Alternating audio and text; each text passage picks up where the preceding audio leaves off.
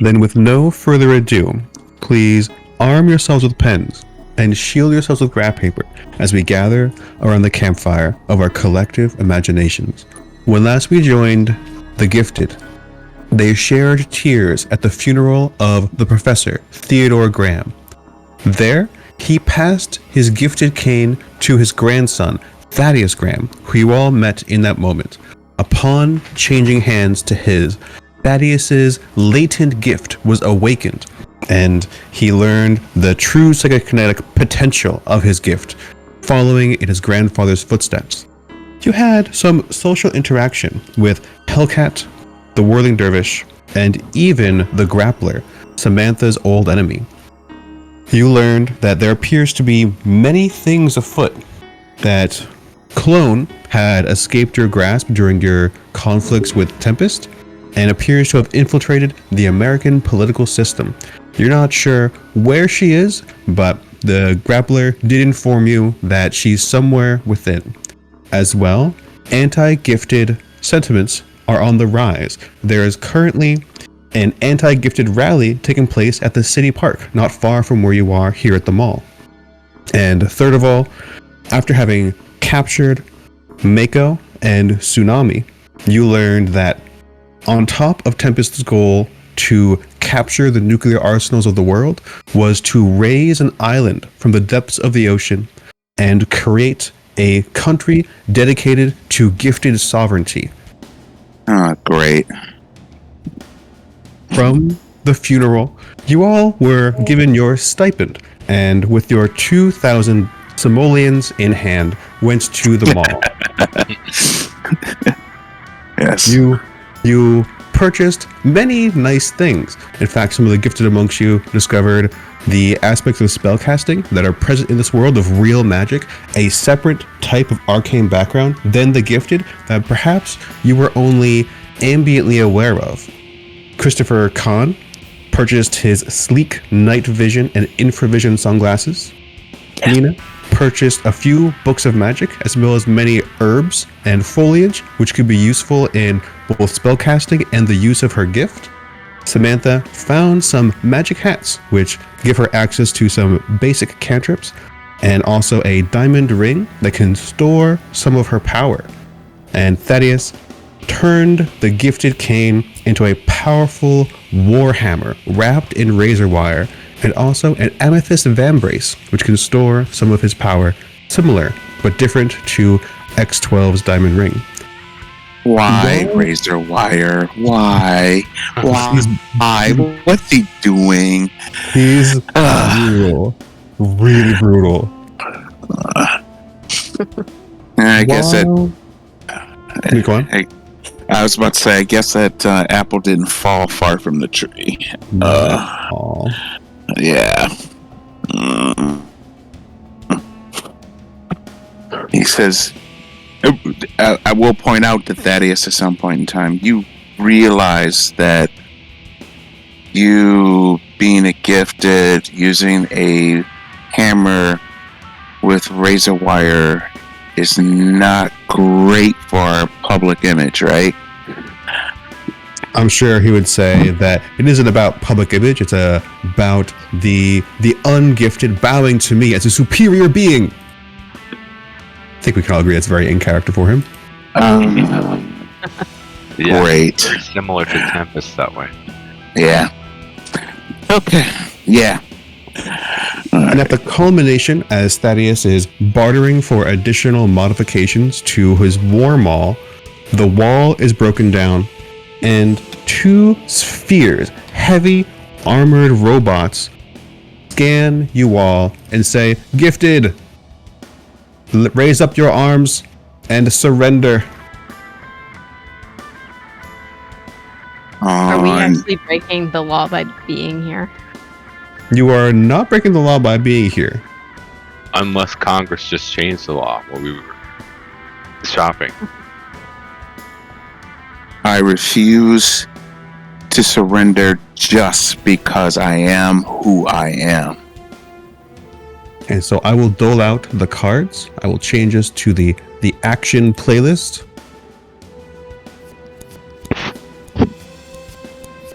And that is initiative. We begin the round with Thaddeus. I just want to make sure none of your characters are wearing your heavy gifted battle armor right now. Put you into your civilian clothing. Sorry, so I got so excited giving you your special gear that I didn't fix that. Looks like Nina's good.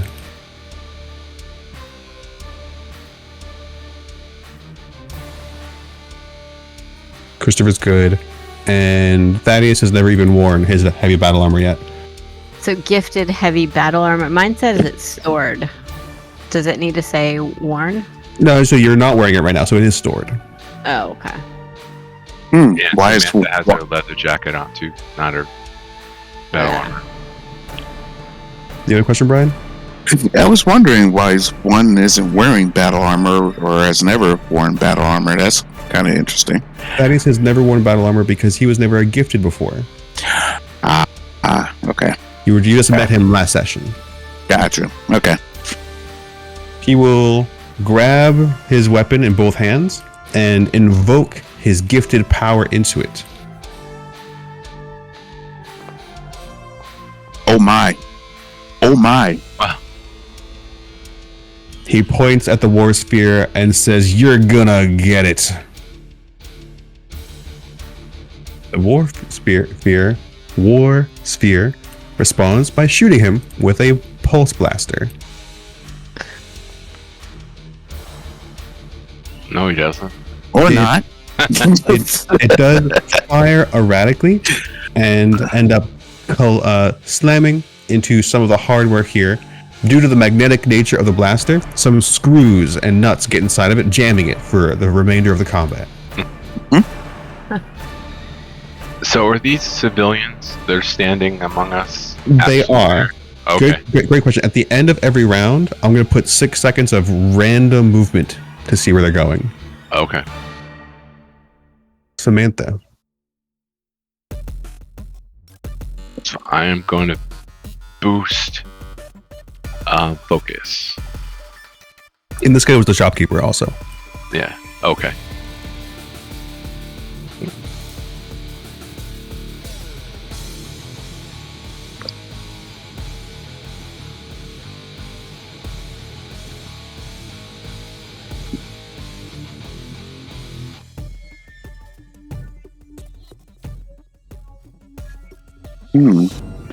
Where are the enemies again? These spheres to the north of you. Can you see them? Or maybe your character is not quite in position to see them. But certainly you heard their demands and the pulse blasting. Samantha has boosted her focus by 1. I equipped you with one of the hats. Which hat are you wearing right now, if you're wearing one? Check.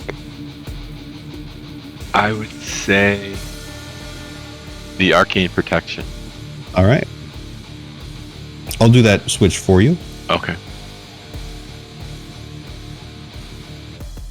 All right. Are you moving at all? Move up to your pace. So I guess I don't fit in the room. And maybe it's just not letting you in because of your angle.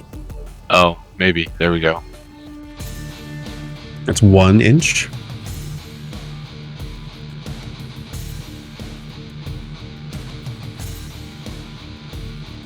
Is it still blocking you?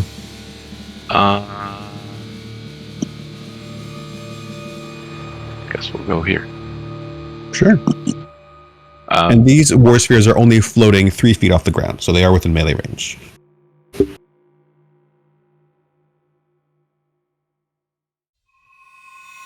That's your turn. Surge. Okay. Let me get to a position where I can... did I hear him coming from here? Oh, I can't ping. This direction. That direction. Okay. In the same room as your allies. Alright, let me scooch this down. Oh, now I see you. I was trying to leave enough room for another combatant, but it doesn't let me stick against the wall. There. I'll squeeze you in there. Okay. Then I don't... Surge doesn't like these things let's see. All right, so I'm going to pick up this bench. Sure, you could have picked up that bench on your way in. Yep. And the idea is to jam it into that first one and get it outside so it can hit the second one. Interesting. Mm-hmm. I think it's going to be... I'm bowling. I'm Opening in the bowling. wall, is that what you said? Mm-hmm. Like a window that opened or something that they came. Well, it made it. They busted down the entire wall.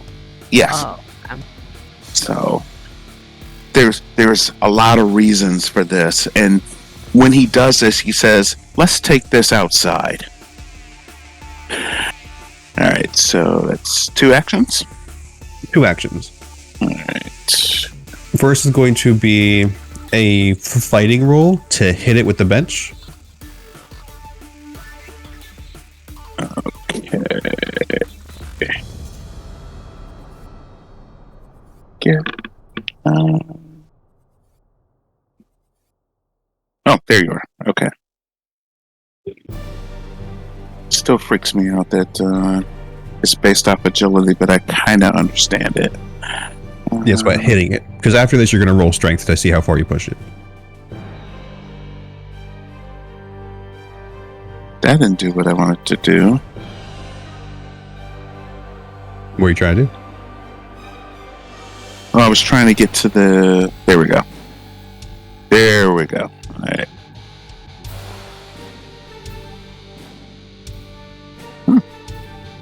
You do hit its parry. It's a regular hit. Now roll your strength. It will roll its strength in competition with you. Okay. Oops. Well, okay. So you're definitely going to push it. Yay. All right. It's just a matter of how far, right? Mm-hmm. It's going to be 7 inches. I'm going to use that 7 as damage against the other one. It does not beat the other one's toughness. Okay. And I'm going to roll scatter dice as they hit each other. Would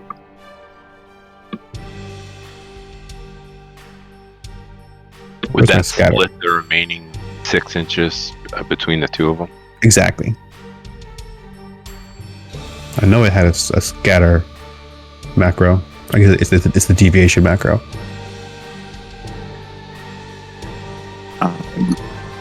Then, if he has any movement left. Oh, ooh. Yes. That's what we're going to go with. All right. If he has any movement left, he's going to look at the rest of them and say, "It is far too dangerous to have this fight in the mall. It's even though there's civilians outside, they have far more cover." And then he will jump outside. Oh, Nina. all right. Well, I guess I will follow all the way through and go outside. Hopefully, well, what floor were we on? Because Serge wouldn't have cared, but You are on the first floor. Oh, okay. All right. Then I will throw some thorns at one of them. All right. Make your attack. Let's see. This one is vulnerable. That's a hit. All right. Let's see.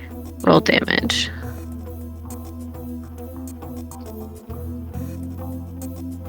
I'm going to give you additional information. They appear to have a thick casing. You're throwing light thorns against it. You all learn you need to use heavy attacks against them. With your powers, you can spend additional power points to turn it into heavy attacks per use. For those of you without a damaging power, you probably have some way to turn your melee attacks into a heavy attack, such as Thaddeus. On his next turn, he's definitely going to have to smite and turn his attacks into heavy attacks. Well, that's the end of my turn.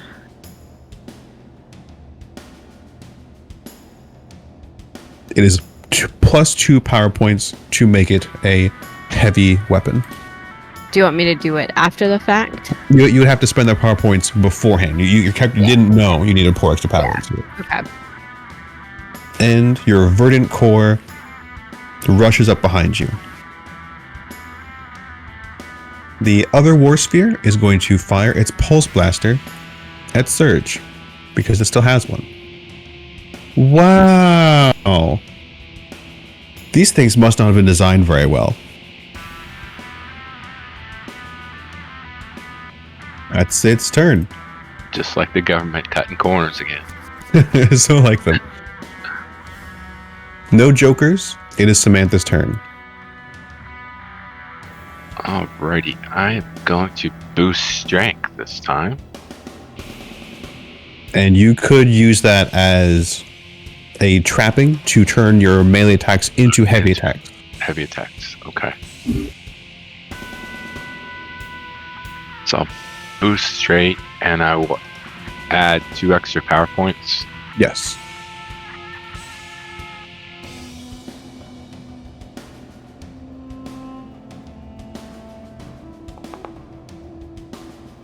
It is a success, boosted by 1. And your melee attacks are now heavy. Moving. Yep.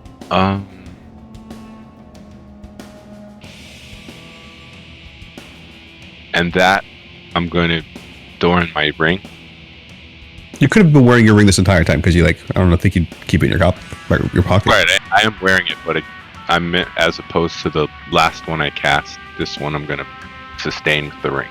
Oh, gotcha. So I'll just note that this one has an hour-long duration. You would still need to make checks to maintain it, to maintain concentration if you got hit, but it just has a longer duration.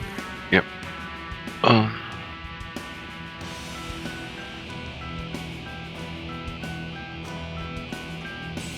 So here's the question. I don't need to put next to it. You do not. I did put in it that it disconnects the power from the modifiers. Are you doing it to strength, or are you doing it to the heavy modifier itself for the hour duration?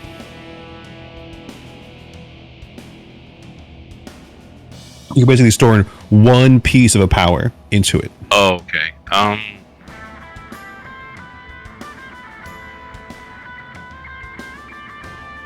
I guess it doesn't matter in this case. The heavy modifier.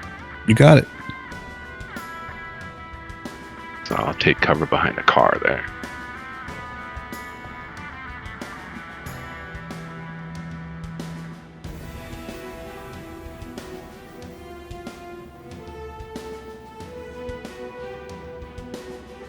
And then this war sphere, now without its blaster, is going to float over to Samantha and attempt to grab you.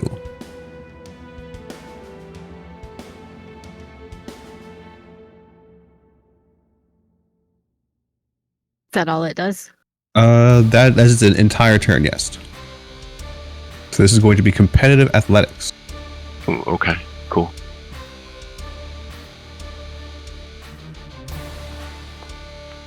Oops. I got another 1. Just don't roll a 1.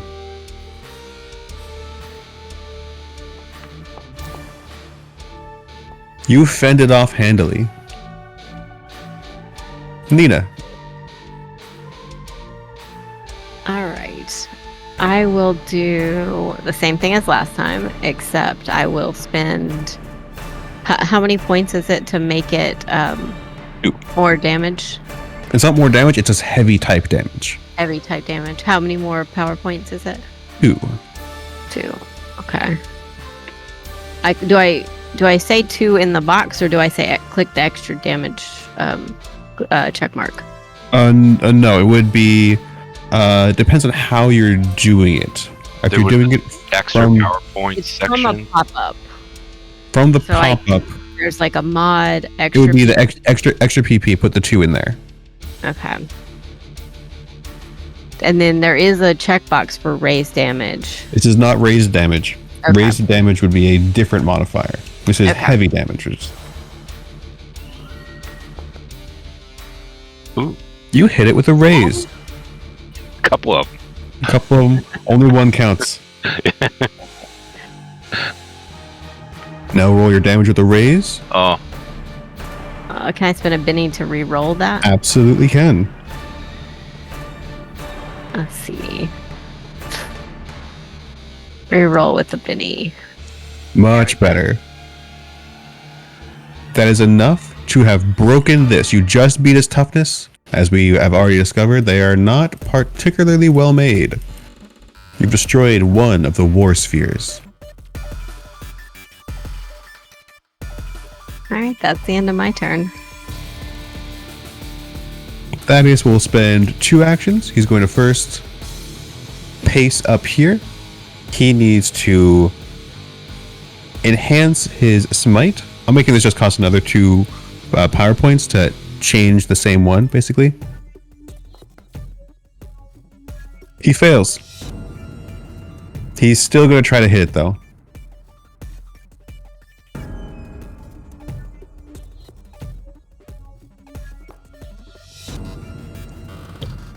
That's a cool animation.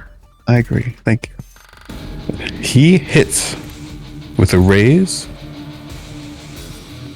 And so instead of going for damage, he is smacking it into the ground. It's going to make it vulnerable as he puts it off balance. Surge. Does he destroy that car? Yeah, that car is fucked up. But it wasn't in like the gas canister or anything, so it's not exploding. Unless it's a Tesla.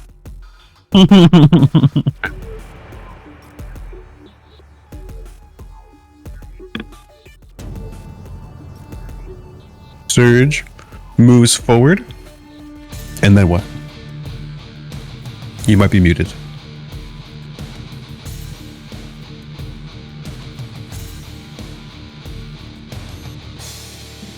Do you hear me? I hear you now. Okay. And then push it. He moves over there and basically balls a fist to push it down and crush it. Now, does he have to do the whole mega strength thing, or is he strong enough to do that kind of damage naturally? I was curious. If you're just punching it, you would need to do the heavy damage.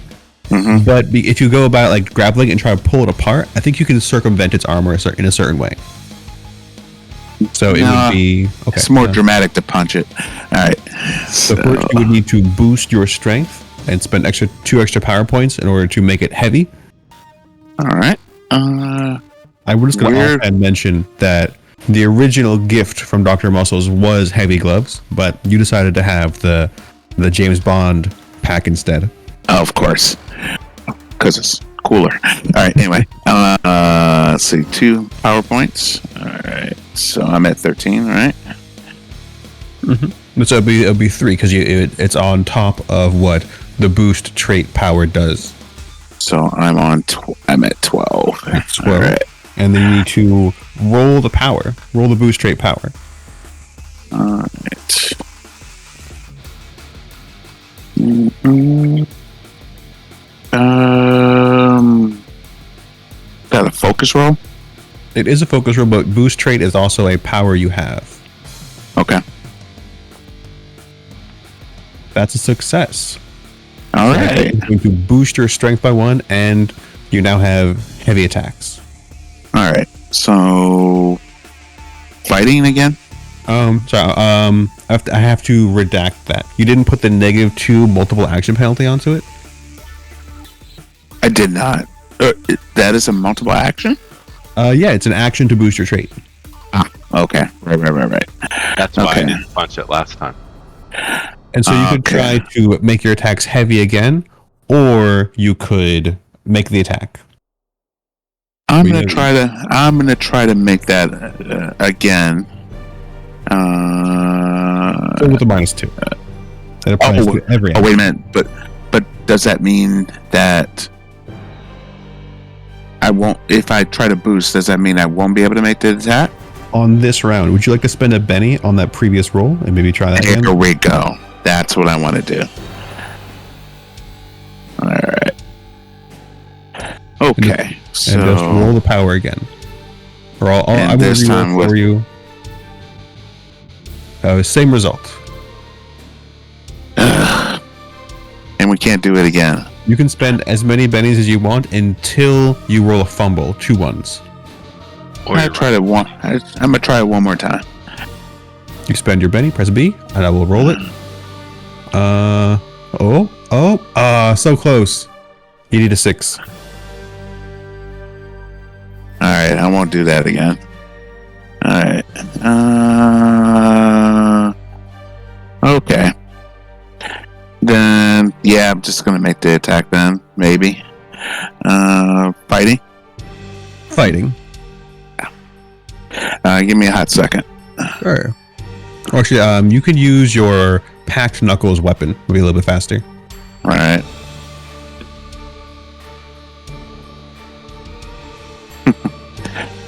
Yeah.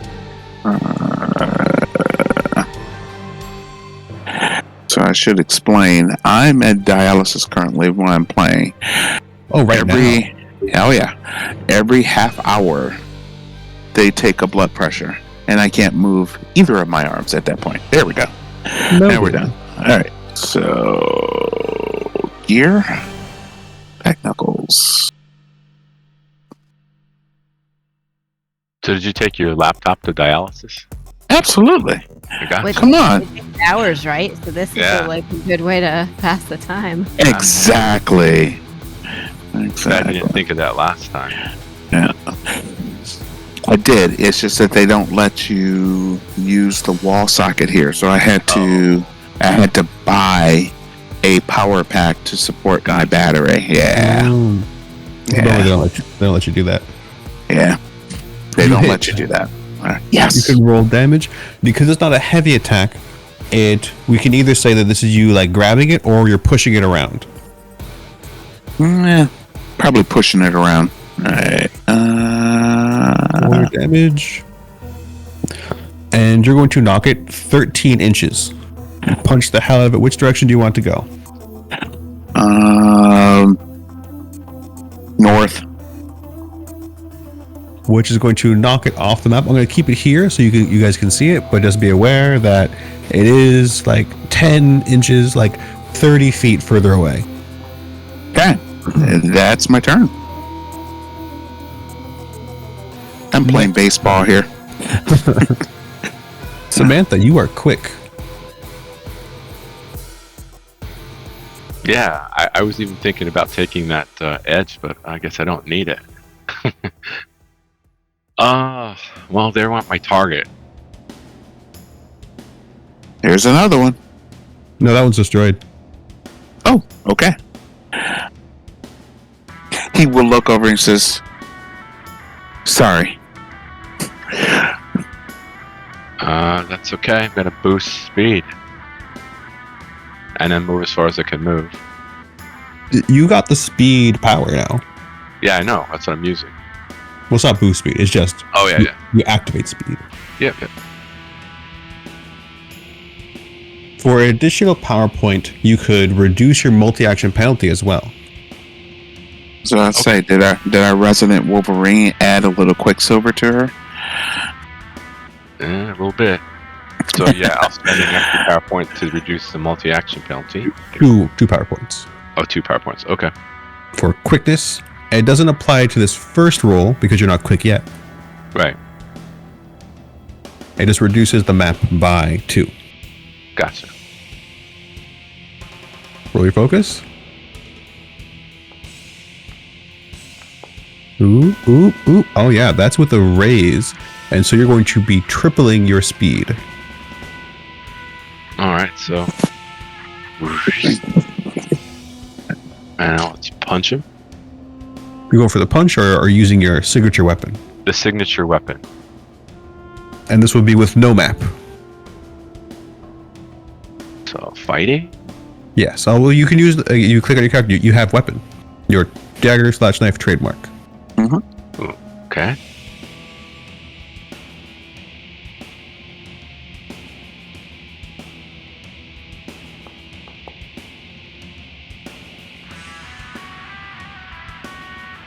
You hit it with a raise.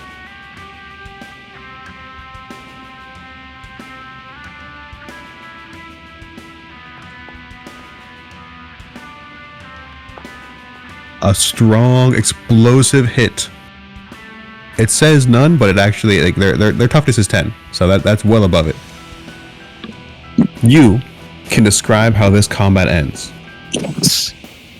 The signature blade sneaks between gap in the armor plates of the sphere and takes out its memory core in a shower of sparks.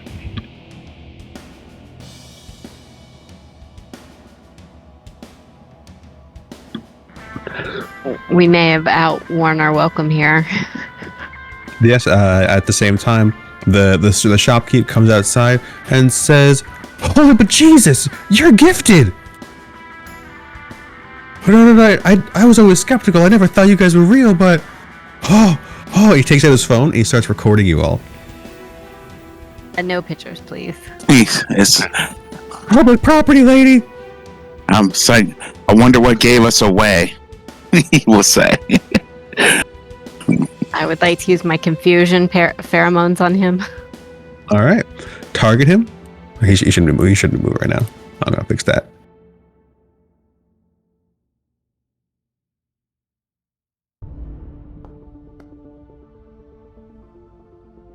All right, I hit. Yeah, that's a hit.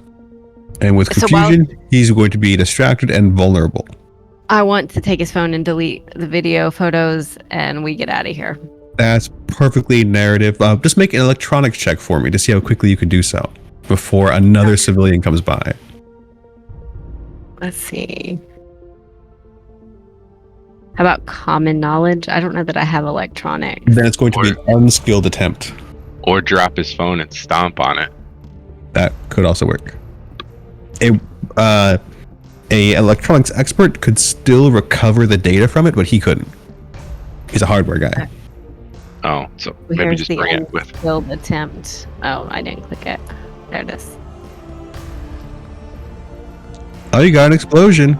Thank goodness. Well, you got an explosion on both sides. Yeah, you handily delete that content.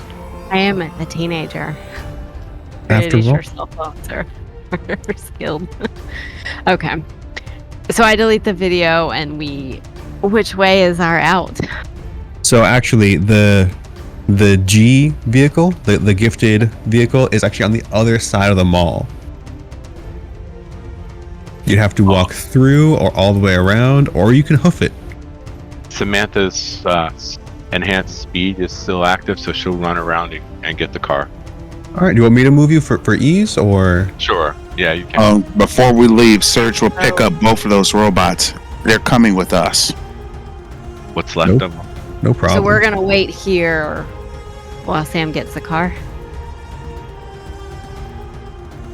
and gather up all the debris.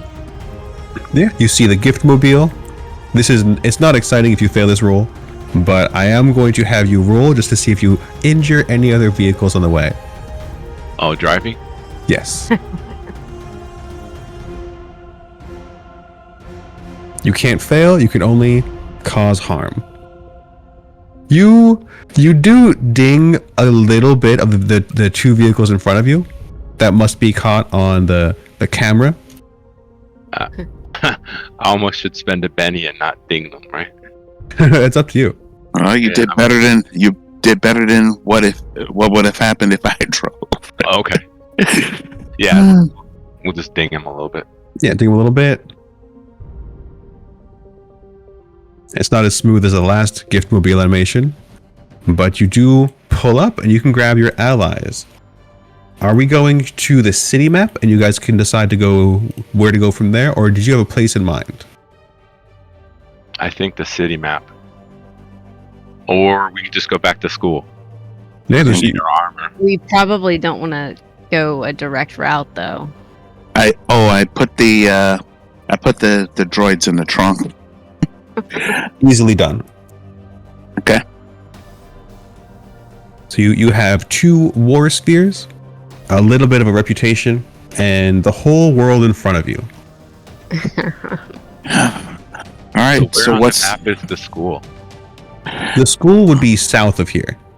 Okay, so that yellow highway basically in the middle of the town heading north-south. Yeah, you all probably want to like scroll out a little bit so you can see all the options. There's the city center. We could go to that city park. There's the city park where there is currently an anti-gifted rally. I think we want our armor before we run into some more spheres. If you wore your gifted armor, that would immediately give you away as superheroes of some sort.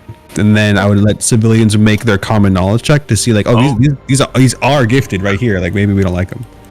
So I guess we can go check out the park then. Cool. Since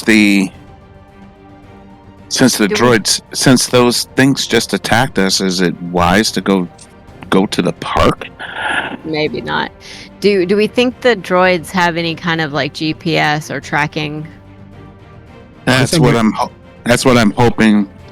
Someone at our base or someone at the school will be able to figure out. That's why I grabbed him. This sounds like a electronics check to me. Yeah, I don't have that. I've got academics. It would be All right. Anyone have electronics? it would be an unskilled attempt if you were to just do it like that. He says, "You want me to get him out of the trunk?" You can bet that they must have some kind of connection to whatever is commanding them, whether that's a GPS connection or not. So does that change your decision to go to the city park? Probably. Because unless we want to leave him at the city park. Mm, But we probably need to take him back to be studied. I wanted to take him back to base so that we could make some kind of countermeasures for them, if that's possible. Or jam might their need to- communications or whatever. Yeah, I don't know that any of us have those kind of skills. No, but might need to Dr. contact. Muscles or whatever her name is does. Yeah, Yes, so we Dr. probably need to call. We're For coming it. in hot. No, because then we just lead people there. But so we probably need to like get him to bring us a Faraday cage or something. Great idea. So Because if even if the broken units are still tracking, Uh-huh. they're not tracking us directly to the school. Great Yeah. idea. So let's say you're all on the highway right now. Who are you calling? Dr. Muscles. Yeah, this is not a skill check to make a simple phone call. You call Dr. Muscles. She picks up the phone and says, Dr. Muscles Esquire, how may I help you? Yeah, we have a couple of robotic entities that they're hunting down mutants that might need some of your expertise. We're not sure, they might have tracking devices on them, so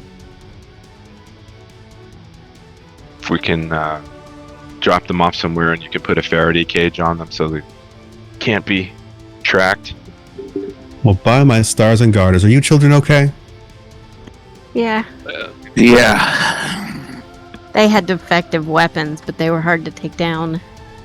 They must be the Mark Ones. Yes, I've definitely heard that there has been some budget changes. They're attempting to get gift detection and detainment units out there. I'm surprised that they'd be testing them. There must be some covert operations if they are willing to operate so openly, because you were just at the mall. Well, they broke into the mall right through the wall. Yeah, destruction of property.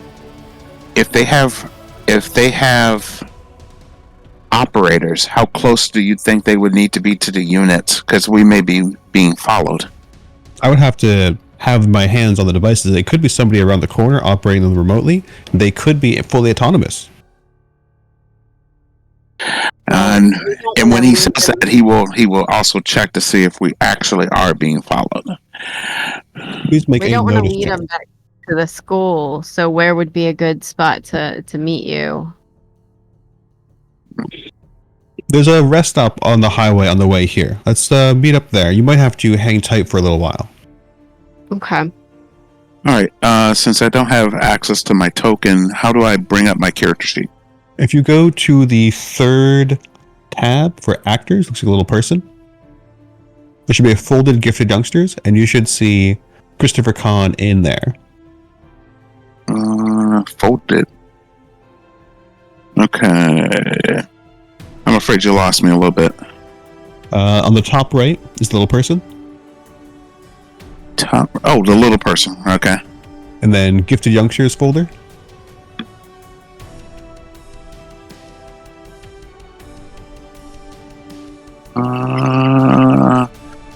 I'm clicking the little person and nothing seems to be happening. When you click the actors icon, but when you mouse over, does it say actors? It says token control. You're in the top. You're in the top left. We're talking about the top right. Top right. Okay. Yeah, the icon looks the same, but it's smaller. Oh, actors. Okay, there we go. Gifted youngsters. There we go. Christopher. There we go. Thanks. No problem. Okay. No, notice check. Notice.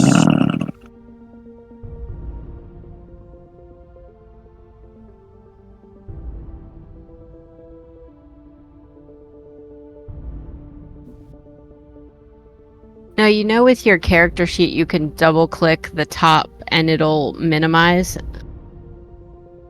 Yeah. Let me pop this out. There we go. And then minimize. Yeah. Did my roll show up? It did show up. You got a 3. You do not believe you are being followed. Okay. He will say the coast looks clear. Can Sam check the mirrors too? Yeah, make a perception check. A notice check, I should say. Let's check.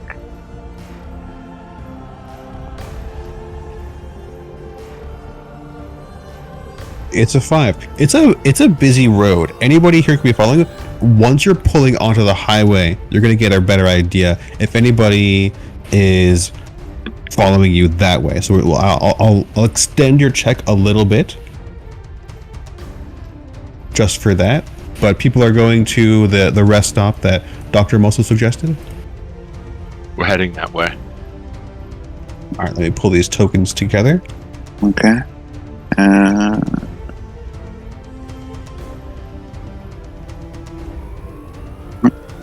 Change scenes. You probably can't see anything right now. Nope. There are no tokens with vision in the scene. Because there's no light sources. I see my token. Probably because I'm wearing the glasses. Actually, I'll show you. I have a special effect where I can give you your night vision like that. Ooh. Or even better, let me do this one more tweak just for your excitement. That's how it should really look, right? Oh, cool. Yeah. But it's That's daytime. cool. Yeah.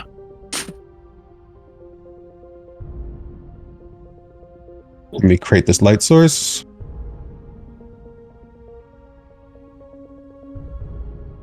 Okay, this is, as always, this is one of those things where like I wasn't sure where you guys were going to go. There we are. You should be right next to your vehicle. As you're coming up the highway, you do believe you see one of those classic black tinted window vehicles following you. It does not stop here, though. It continues on its way down the highway. Sedan or Sedan. van? Okay. Who notices it? Samantha or Christopher or both? Samantha knows. Samantha. Okay. All right. So I think the company's following us. Great. No, I mean, they might circle back. Hmm.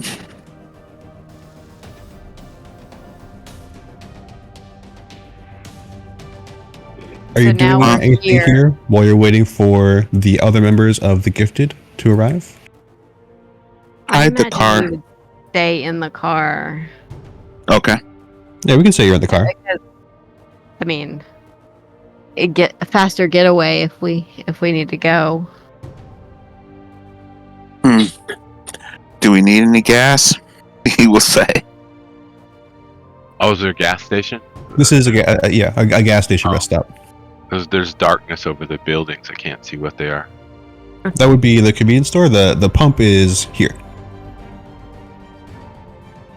Well, to the left one is a garage, and this one is a convenience store. I'll move you. You can probably see it through the window if you were there. I guess that window didn't work. Let me fix that window. I see the ice machine up front. There we go. That's I see. Oh, Hmm. yes, this is just the gas pumps here. That's the pumps. Do Yes. we need gas? The gift mobile does not run on gas. Oh, okay. Well, then never mind. Fusion. Sweet. Okay. We don't have to worry about I don't have to worry about that 50 I was about to give for gas. Okay, never mind. Yeah, you're probably the richest character right now. I spent all of mine. I spent almost all of mine. Yeah, I didn't spend all of mine. I bargained well. All right.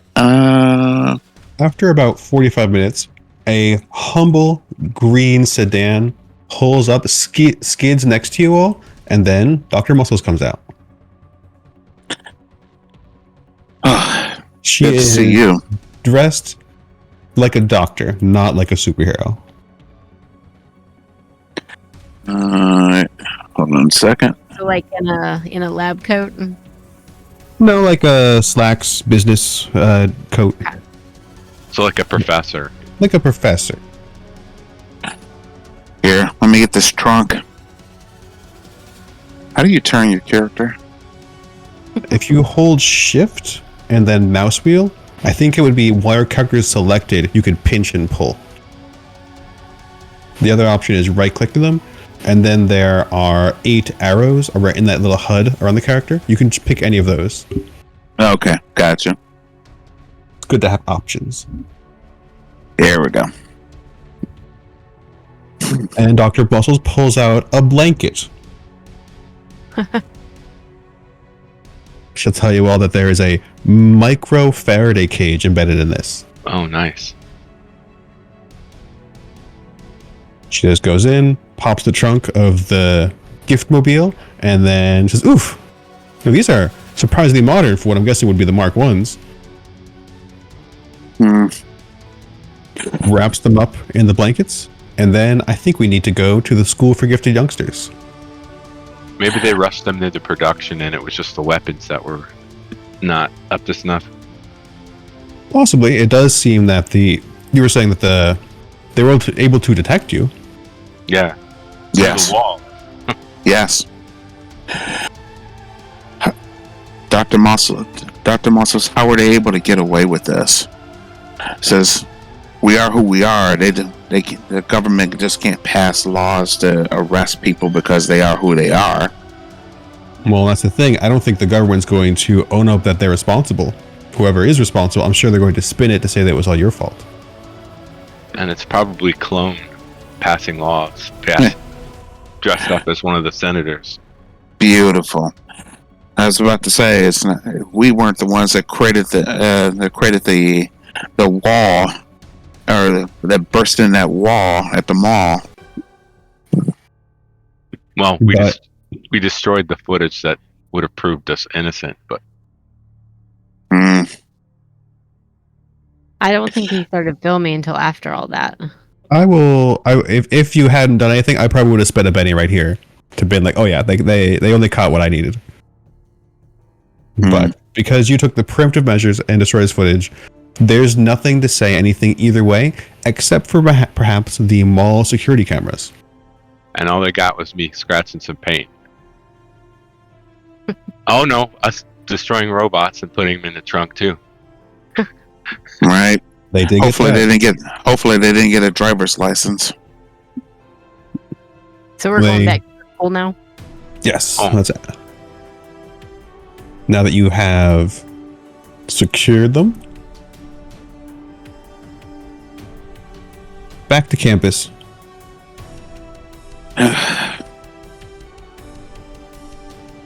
All right.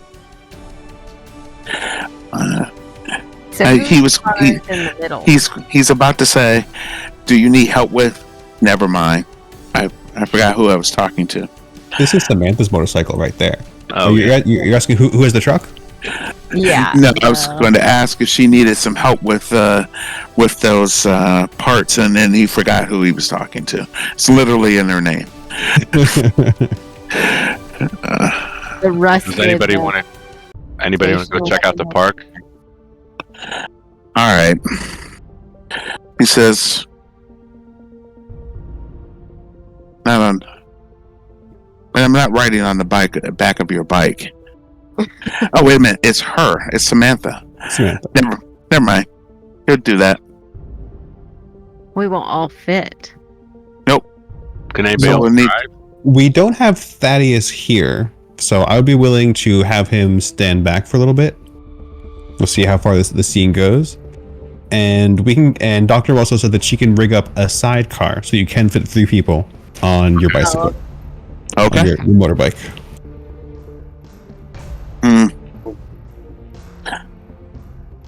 All right. So are we going to the park just to Observe. Okay. Yeah.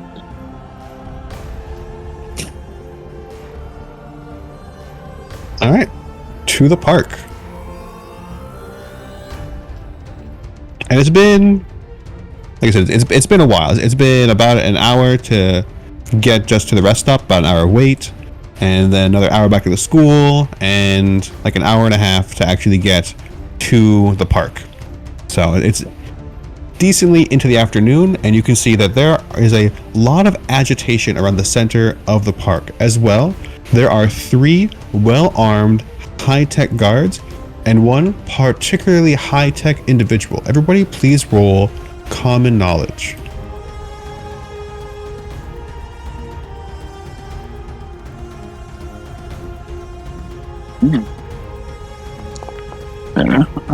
Common knowledge. So the 3 well-armed guards, are they protecting someone specific? It seems that they're helping to protect these agitators. Okay. Or make sure they don't get too rowdy. You all identify this as Liza Sutton. She's the daughter of the original Fixer, a supervillain who then, after her incredible scientific genius, was captured by a non-super group of heroes called the Vanguard. And with that, after Miss Mechanical turned into the original Fixer and died in the field of battle against other supervillains, Liza Sutton took on the mantle of the Fixer, another electronics and mechanical genius. You can assume that these 3 guards are tech soldiers under her employ. Where does she get this kind of money? That would be a more challenging question, but to continue with your common knowledge check, the original Fixer worked for the Vanguard. Was this guy the original Fixer? Was he a super or like a gifted? Or She just yes. was a supervillain turned hero. It's unknown if she had the gifted gene or not. Okay. Okay.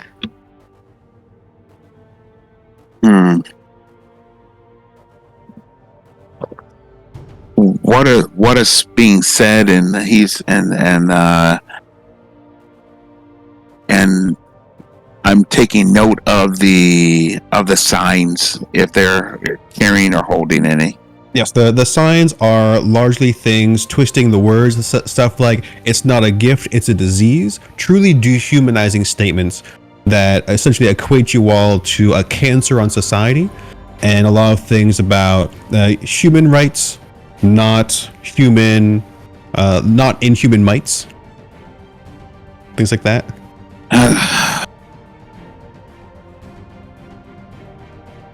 I'm gonna need a shower after this. He will say. Oh, he went off the map. All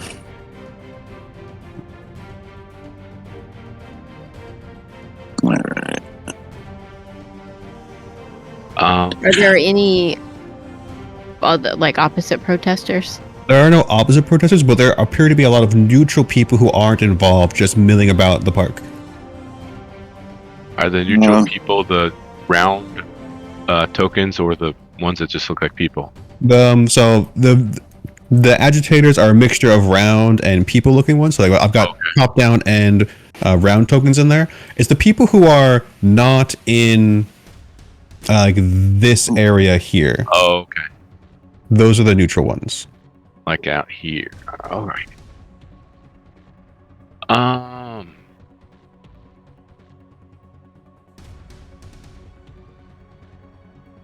Does it?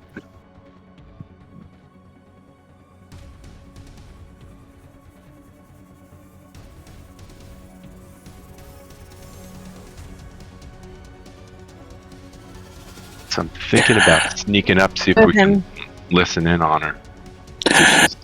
I mean, are there speeches and stuff happening as well, or are they just... I was about to say, if there's someone with a bullhorn. There's no one, there doesn't appear to be a leader. It's a very much a communal chant of gifted hate. Well, if that guy is like a, tech, I mean, they could have the same detection stuff that the drones had. I'm going to give you a Benny for totally figuring that out. So it may not be wise to approach.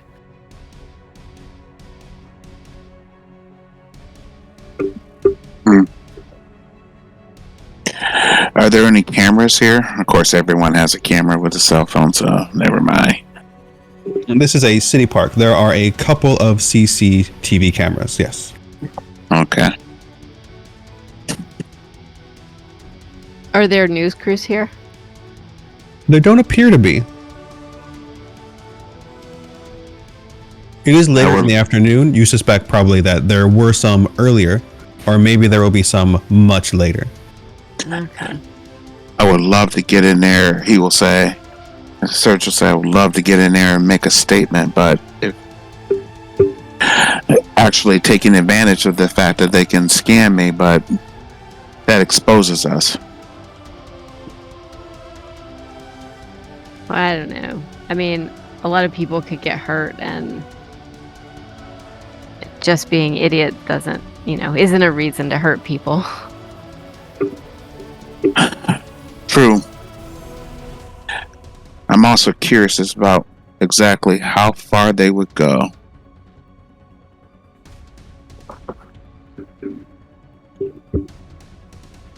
This is, I look a little closer at the weaponry that they're equipped with. What are they equipped with? Please roll me notice, -2, because you're going a pretty far way off. Okay. Oh, what about the glasses? I think the glasses ignore that -2. Good call. Mm-hmm. I'll just put them into the chat so everybody can see. So it actually is going to give you a +1. Nice. All right. So glasses scan in closer. All right. Notice check. There we go. And I have a +1. When you were back at the school, did you allow Dr. Muscles to connect to your image link? Yes. And therefore, we just know that everything that Surge looks at is being recorded. Ooh. Nice. Woo! I hope you remember to turn that off when you go to the bathroom. Yeah. So I discovered some things about Surge you didn't want to know. The tech soldiers appear to be holding pulse SMGs, their energy projectile weapons, with Kevlar suits, while the Fixer has a bespoke custom armor, very powerful, with servos to enhance her strength and reaction speed. She has wrist-mounted blasters, and yeah, you do notice the DNA scanner in her hand that she's using to check out the agitators. Her Heavily armored is and capable of flight as well. So she's a tech villain, though, not a gifted. She does not appear to be a gifted. And I think we can call her an anti-hero right now. Yes, I was about to say. He will. Well, Says hopefully they got all that at the school, and then he will relay that to to Samantha and Nina, like they're armed for bear.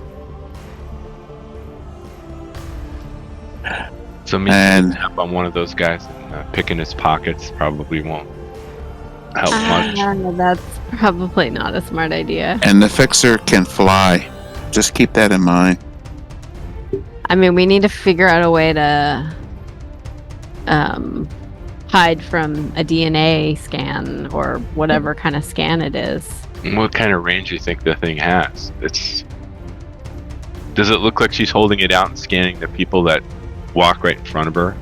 Yes, she must have scanned this entire crowd by now. And every once in a while, when somebody who's not part of the protest comes by, she immediately turns and scans them. He's gonna get here and lean against his post, and then look at the two of them. If we don't have anything else going on, we should get out of here. What I want to do is sneak right here and pick this guy's pocket. This sounds like a sneak check. I'm going to have her and them roll notice. You roll sneak first. Oh, I was telling them that's what I wanted to do. Oh, okay. Sorry. Pick their pockets. Pick their pockets for what? That, then For identification and more information. if you're going to do that, I think that we need to be ready to hit the road running. So we should probably be on the motorcycle ready to go. He says. And drive the motorcycle. Well, He says. Whoa. I imagine they're just people who are following a cause, have some kind of gripe. I don't understand what you're going to learn from their ID. not the people, the armed. Yeah, the armed. The armed. Okay. This Okay. guy right here. Be careful. She does have the scanner.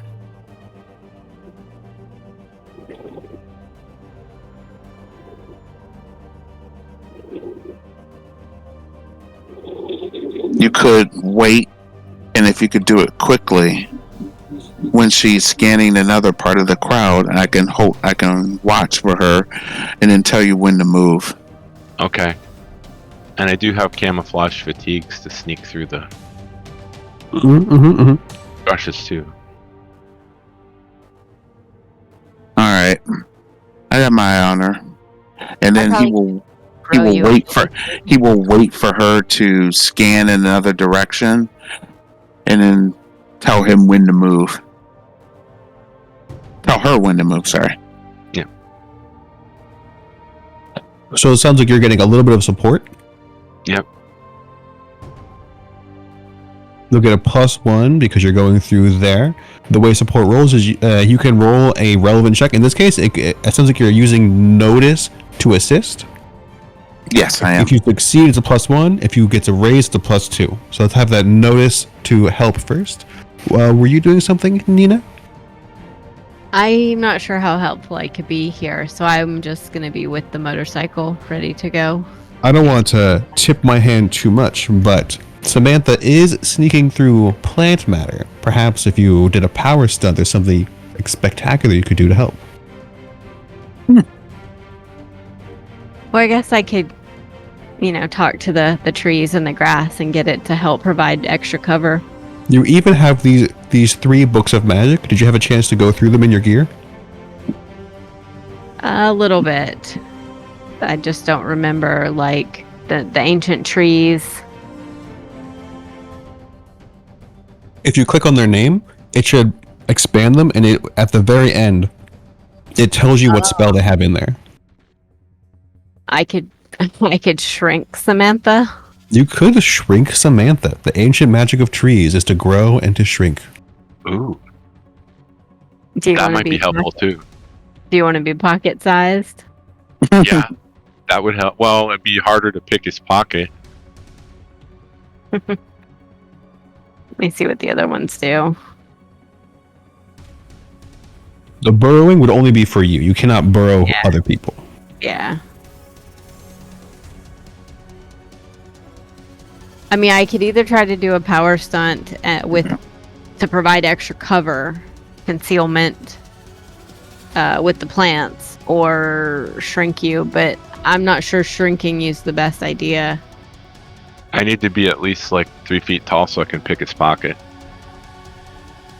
And being like a tiny human might be even more Yeah. suspicious. I mean, So. she's young looking, so she might still look like a kid, but Yeah. So it is shrink reduces the size of the subject 1 step for every 2 power points you spend. And you can make Samantha, you can spend 4 power points to make her the size of a cat. Well, there are no children here, right? There are children. I just didn't put any children in because children tokens are usually weird. Yeah. There are no children in the march, worth saying.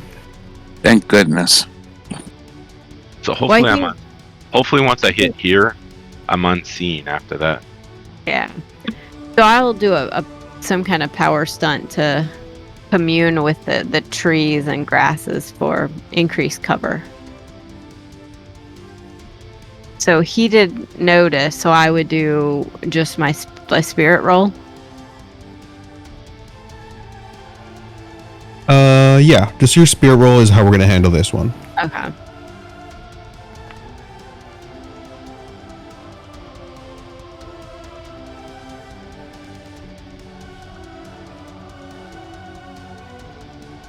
Nice, so that's with a raise. Which this power doesn't actually benefit from raises at all. Mhm. How many power points are you spending? It's 2 per point of size change, and you can only decrease the size by 2. So 2 or 4 power points. We're not changing Samantha's size. We're just increasing cover and concealment in the trees. All right, sorry, I got so hung up on it. I'm going to put this as similar to the darkness power, and with a raise, it's going to be a -3 to their notice checks. Okay. That's 1 for the success, and I will- okay, and go ahead. the 3 for the raise. Oh, and he will. Serge will look over to Samantha and say, "You got this, right? I got it. Of course you do." And I will use that leadership bonus now. Ooh. What does that do again? So the way leadership would your inspire bonus would be Mm-hmm. is that you could use that to aid every ally in the area as opposed to just one. Okay. Still, it's going to be notice, and I guess if Nina wanted to sneak as well, then she would also get whatever your success or raises to the stealth checks. Roll notice. Roll notice. All right.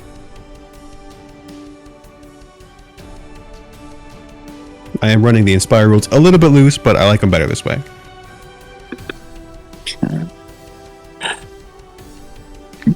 After the game, you got to tell me how they're normally supposed to go. Do I still get the +1 from the glasses? Yes. Yes. Yay. Okay. That's a raise. A +2 to sneaking. Yes. What are you doing, X12? Rolling my sneak. Are you Or doing stealth. anything beforehand to prep yourself? Ooh.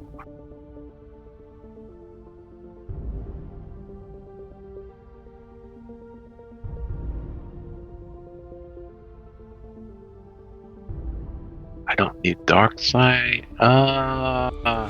Boost trait doesn't just apply to attributes, it can apply to skills as well. Okay, so I'll boost my stealth. Simple. Roll boost.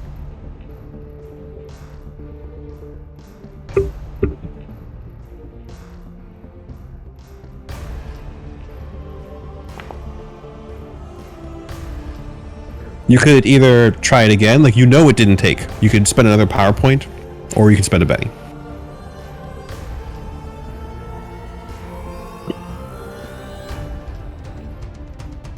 and I will re-roll that for you because you spent the Benny. That's a success. You get a +1 to your sneak. I'm going to assume you're putting this one to the hour duration. Yep. Your stealth has been enhanced. All right. Now roll stealth.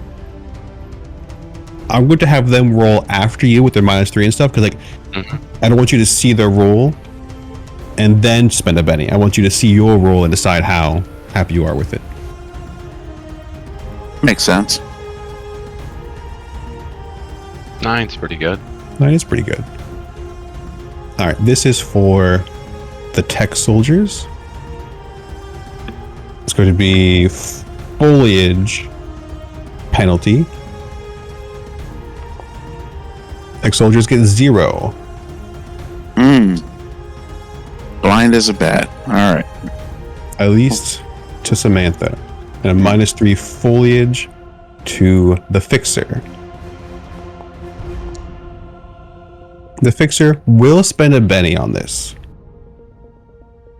He doesn't have to.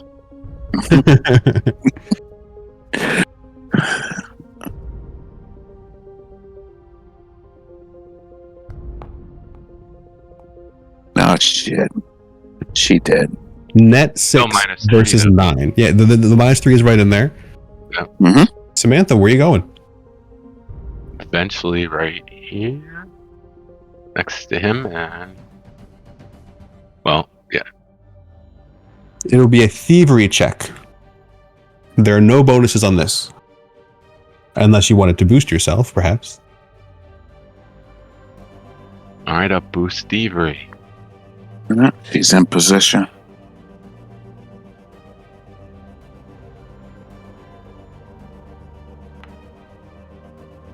Oh my god. There. You can't spend a Benny. You lose concentration on your long duration stealth boost. Okay. And you are fatigued as you try to push yourself. You can still act.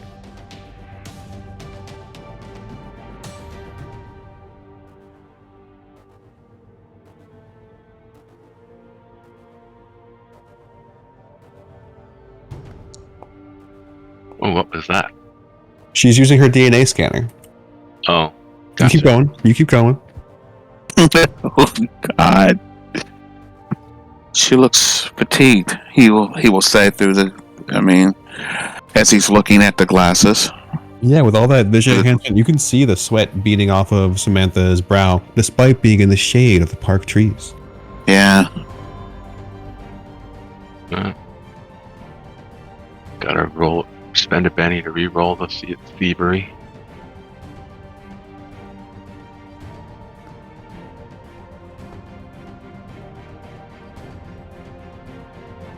I'll re-roll that for you. You can also click the little coin thing right next to it. Oh, that's a good roll.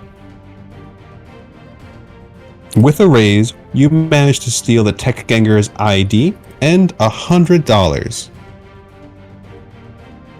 You are... What is that? That's like 20 times richer than you were before? Infinite. Yeah. Oh, no, I had $10, so... You had $5. Yeah. Wow. But you have his ID, and I'm going to say you also take the battery pack, his spare battery pack, to his pulse weapon. Okay.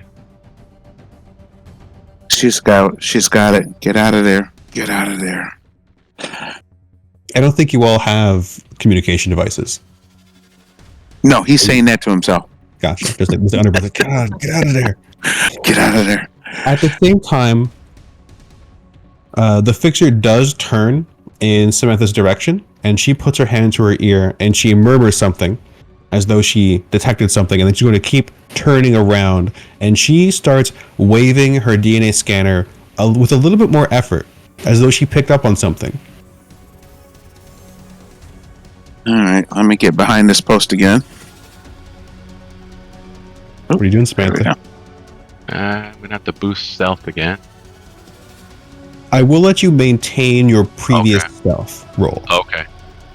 partially because So- you have assistance from Nina. Yes, you skulk back out. Yep. And then Surge can see the fixer curse and say, I lost it. You read the lips, I lost it, very clearly. Get out of here. Yeah, let's get out of here. We pressed our luck long enough. Where to? I guess back to school. Report in, see if they've got any information about the drones. Sure. Are you going to the school campus proper, or are you going to the gifted center underneath? Probably the gifted center underneath. Let me just pull up that scene. We should get communication devices. It will make coordinating efforts much easier. You'd probably be aware that they usually rely on Esper for that, so it's something that can't be intercepted by mundane means. So they have to be encrypted as well. Telepathic link is what we had when we were underwater. Yeah, we kind of did this on our own, so. Yeah. Yeah. There might be times where, who did we rely on before? Esper. There might be times when Esper's not available, or has been compromised even. That might be something we need to ask for our next gift from Dr. Muscles, if there is one, is some way to communicate. Yes. But I don't think we need to cry over it right now. And you get to the hangar, which is where a lot of the hanging out happens. You see Dr. Muscles, Eyeliner, and Esper there. Eyeliner is basically cleaning the jet, which is, again, it's jet with a G. I get it. I don't see anything yet. Let me make sure that you're maybe you're just loading. Is the There we go. Is the dean here? Sorry, the dean shouldn't be here. Okay. We've donned our outfits. You have. We went Gotta down be the vent, and it just magically Hole. appears.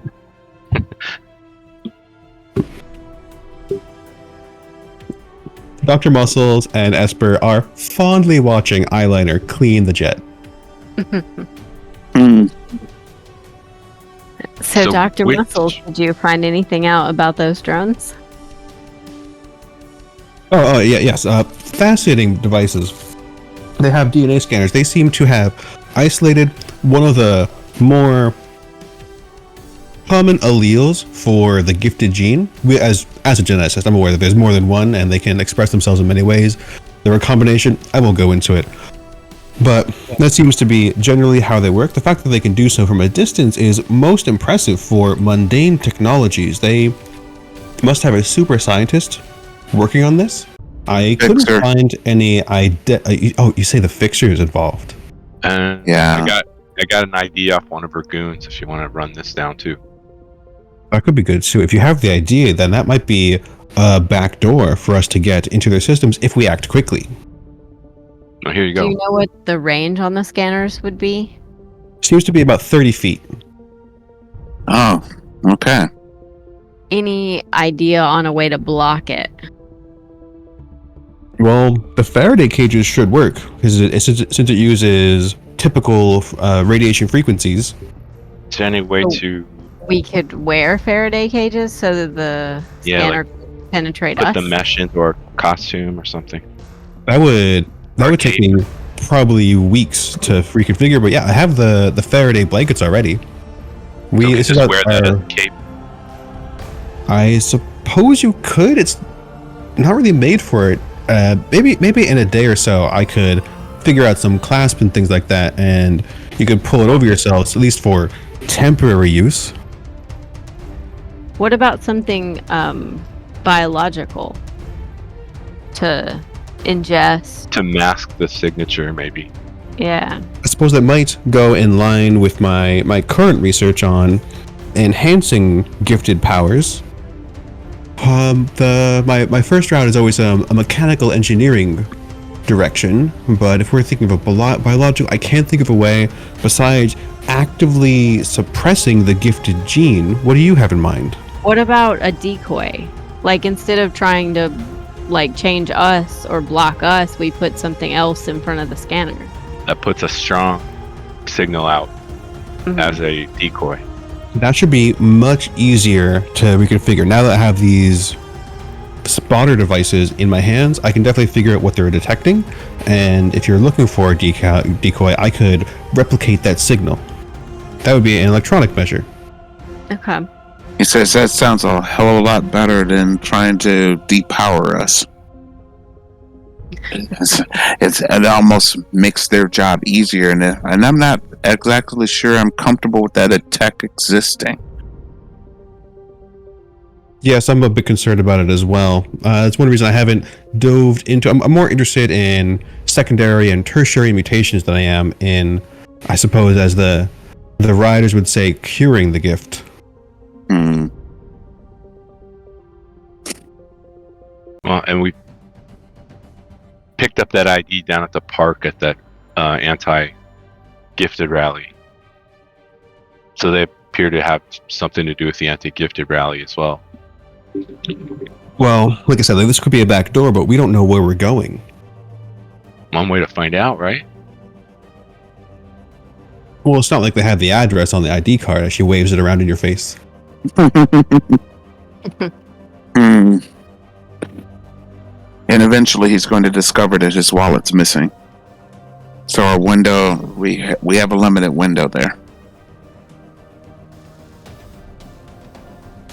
And I assume all of your activities have been extracurricular because the dean isn't aware of any of these things going on. It's been between you and me as Esper. Everybody make a notice check for me. This was just a day at the mall. Yeah, it was our day off. Not quite a day at the mall. Not quite a normal day at the mall. No. Notice check? Yeah, notice check. Hmm. No, I didn't notice anything. Yeah, Damn, X12 did not notice. And Surge does not notice either. I can't tell if Surge is distracted by Esper or if Surge is distracted by Dr. Muscles, but he's certainly not paying attention. What Nina notices is that Esper has spent her entire life subduing the fact that she can read the minds of everybody around her. For sure, Esper knows what you guys have been up to at this point. Yeah. Hmm. It's for the benefit of our kind. And Dr. Muscles will continue. Yeah, like I'm not sure how we could define it with the devices in the state that they are. I can't a GPS doesn't work by like knowing where the satellite is and things like that. So I can't really reverse triangulate.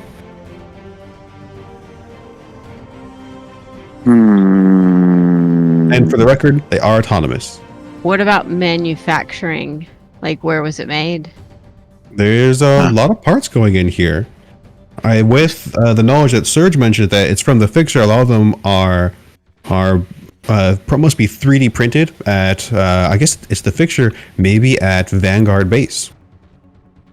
I wouldn't dare try to break into that place. But you have the ID. You might have a back door. Is she still a member of? Is she still? Well, actually, he says, "Do we have internet access here and computer access?" Oh yeah, I boosted the Wi-Fi so it can reach down to the hangar. And he's going to look up current information on the fixer on the net. All right, so this is for free, no role required. You know that the Vanguard are still active, but they keep their current roster secret because supervillains could use that as tactical information. The last time the fixer was seen on the front lines was over a year ago. That doesn't mean that she's not part of the Vanguard. It just means that she's not part of the front lines of them, the advanced forces. So, are the Vanguard good guys or bad guys? Good. Are you asking Dr. Muscles this, or are you asking the Game Master this? Well, I guess Dr. Muscles, if she knows. Oh yeah, they've saved hundreds, thousands, possibly even the world before. But now they're supporting anti-gifted sentiments. Well, Yes. I think that's a bit complicated. Was she chanting anything? Was she holding a sign? No, Holding a She DNA was holding scan.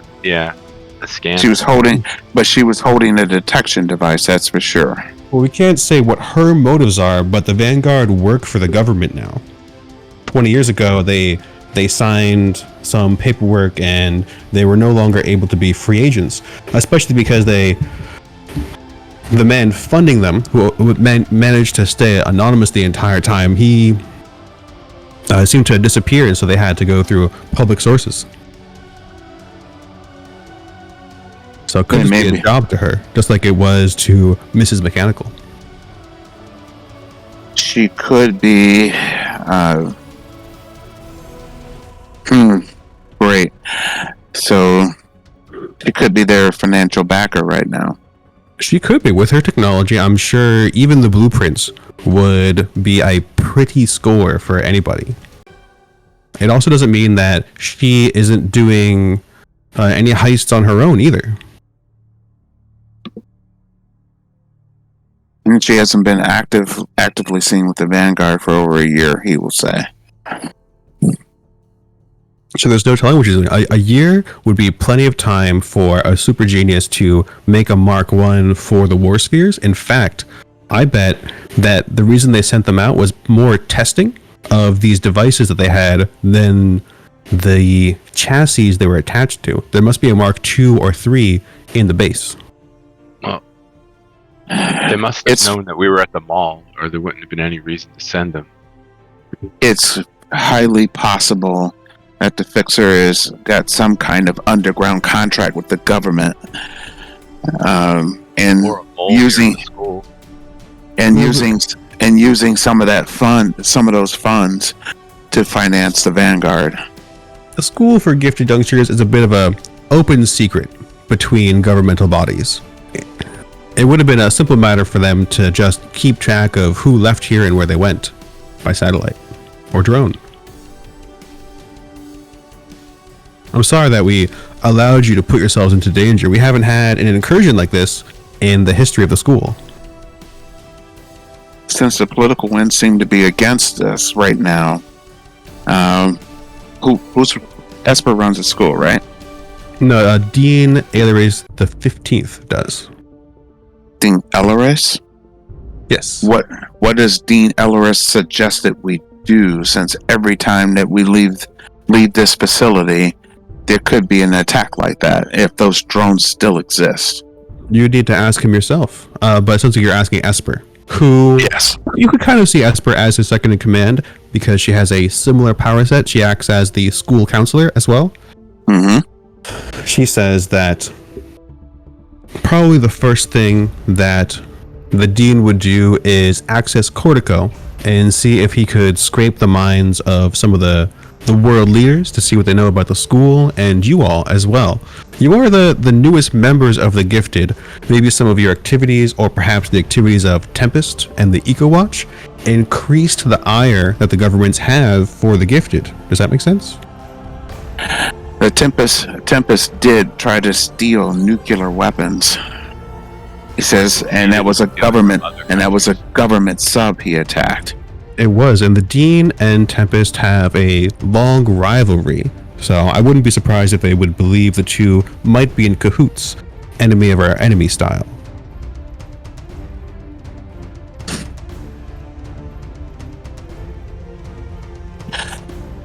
So what we need is a goodwill PR campaign. I think it's going to take a bit more than just good publicity because of how much is rallied against us right now. While the dean is a wealthy man, he can fund this school independently and get the supplies that Dr. Muscles needs for her research. We certainly cannot compare to the US government. And don't forget that Clone has infiltrated the government. It's probably pouring poison in their ears right now. Dr. Muscles will say, what? And Esper will say, of course, I would never forget that. And then Dr. Muscles and Esper have a short spat between each other about Esper should probably share this information that she gets more freely with the group, because Dr. Muscles had no idea that Clone, one, escaped, and second of all, had infiltrated the government. Esper shrugs and says, just, it's like old habits, I can't share everybody's secrets. That is a dangerous course of action that I'm thinking of, but as long as they have someone inside the government poisoning the well or poisoning the milk, whatever analogy you want to use, our lives will never be safe. Well, the sick part is Clone is gifted, so I'm possibly she's not doing this. Well, it's complicated, Dr. Muscles would say. Clone has a unique allele of the gifted gene that the DNA scanners might not be prepared for. As well, due to the nature of her power, while she's disguised as an ungifted, she might not come up on the scanner. This could be for entirely selfish reasons, or perhaps she's playing a bigger game, trying to force the gifted in the world to rally together. That's what I meant as a motivation. It seems odd that she would be rallying the government against us, but I don't. Well, it would rally. Are. Eventually, it would rally the gifted against the government, or just for self-preservation. Yeah, she could either be trying to point to the fingers everywhere but herself, or she's still using the operations that Tempest wants, because if more gifted are ousted by society, more gifted will want to join his new country.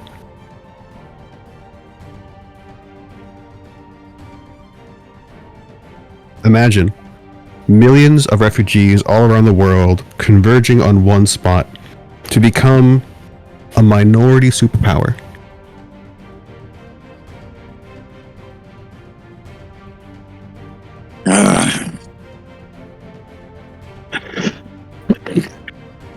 It's bad enough that someone had to raise an island to give the government a target to shoot down. Plus, all the gifted to go to the island. Everybody's in one place for them to nuke. Correct. And they're gifted that don't have the talents, who are out on the streets, who aren't trained, who aren't supervised. They're... Yes, absolutely. Many of these refugees would die on their way there. And I assume that Tempest's hubris doesn't allow him to see that he could not protect the country from the world.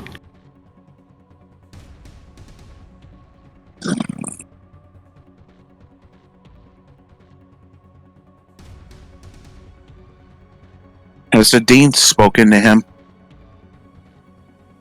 Has the Dean spoken to Tempest? Yes.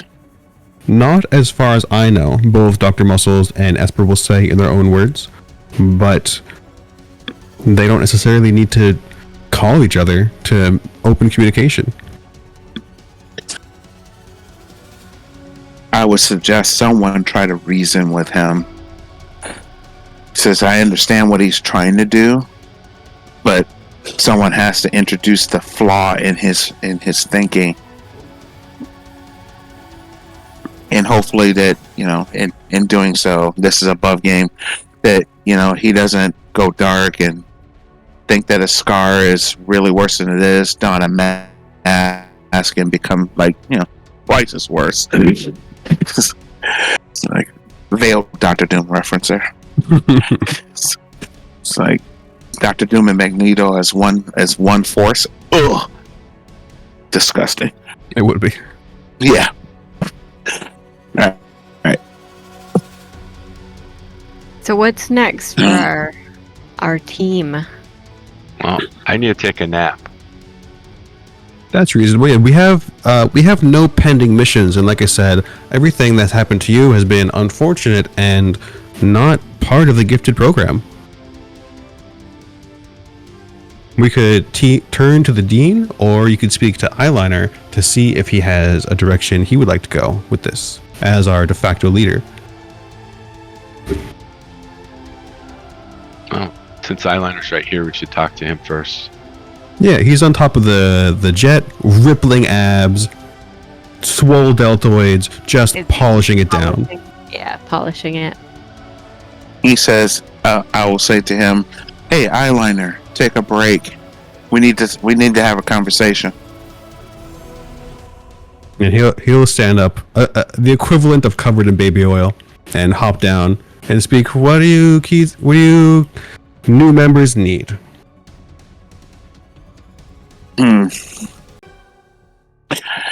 He says, the government has developed new technology and they've sent drones out that can detect us.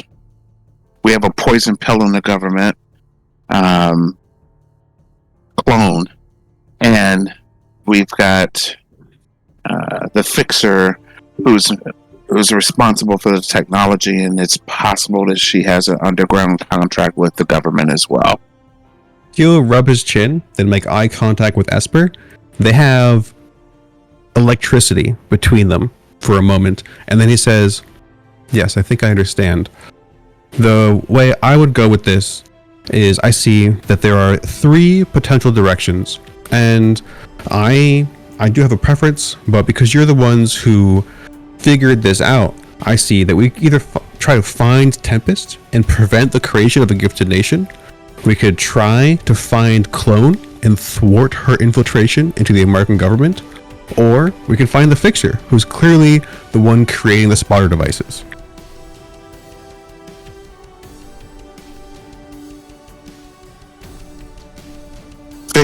It's possible that Fixer is not aware of the larger designs. Maybe she's someone who's so developed intellectually she doesn't see the wisdom of her actions. I think she's going to be an easier sell. It is hard to divide what is apathy and what is ignorance in her case. Or just capitalism. Exactly. Apathy. Cold hard cash. I mean, I think finding Clone would be the most difficult. Because... And the most dangerous. And the most dangerous. I most think Tempest would be the high-profile. most difficult, and Clone would be the most dangerous. But I think finding Tempest is probably our smartest option. Why? He's the Well, least likely to listen to reason of the Well, 3. Tempest is a gifted. If we can So turn is him Clone. to our side. He's also a gifted we've crossed swords with recently. And he's a zealot. He has a cause. It'll be difficult to get him to see our point of view. My best suggestion is to find the Fixer and see if we can reason with her and have her abandon this project. Or If shut it's her not- down if she doesn't agree. Or shut it down if it's not too late. 'Cause I don't Well, think she's whatever. going to agree to do it out of the goodness of her heart either. Depends on her motivation, which is difficult to tell with the information at hand. Well, we can try. Give her the benefit of the doubt. Trust So- her. A trip to Avengers Mansion. I'm sorry, to Vanguard Base. I need to take a nap before I go anywhere. All right, and we need to mask up before we get there. And I'm going to put a break time in there. Okay. Take a small reprieve. And yeah, let me know when you guys are back. I'm going to put some like behind the scenes stuff when we get back. And then I'll talk to you guys very soon. Okay. All right, back in a few. I'm going to bring us to the USA map. I'll bring your tokens in here as well, just to make it a little easier to manipulate them.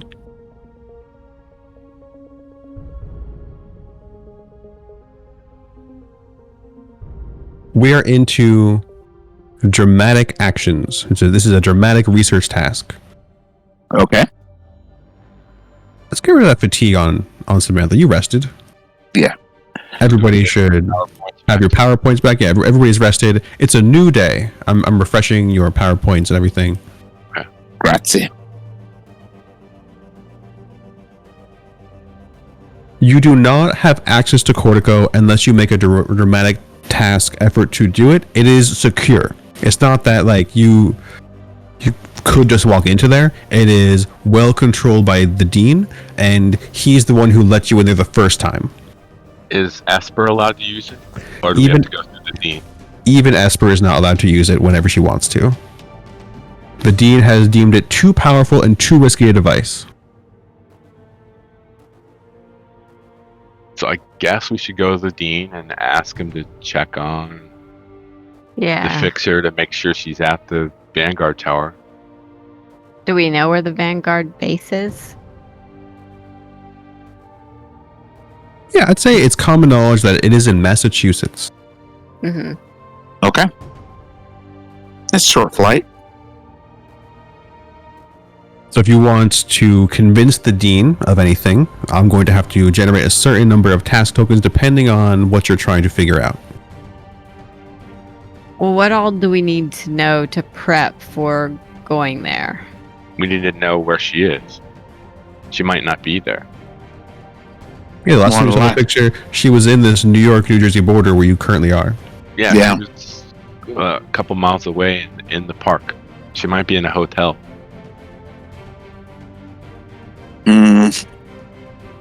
Okay, so To Dr. Muscles to see if she got anything from the ID well, before we escalate to the dean.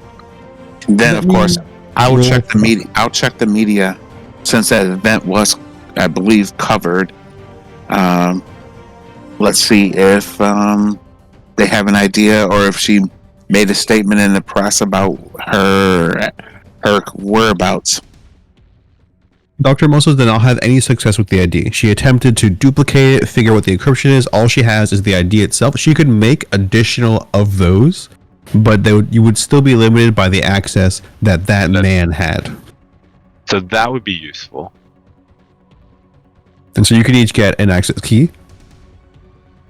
She's going to keep the original, but give you each a copy. Okay. Clones. Yep. Okay. Quote.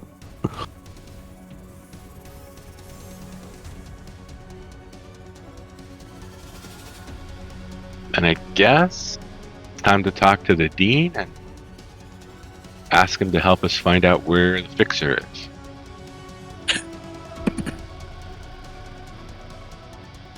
Unless you guys have a different idea. I don't. No, that works. I am going to check the media to see if. I mean, the dean also might know if there's anyone else that we could go talk to about just more information on the Vanguard people and the new fixer person.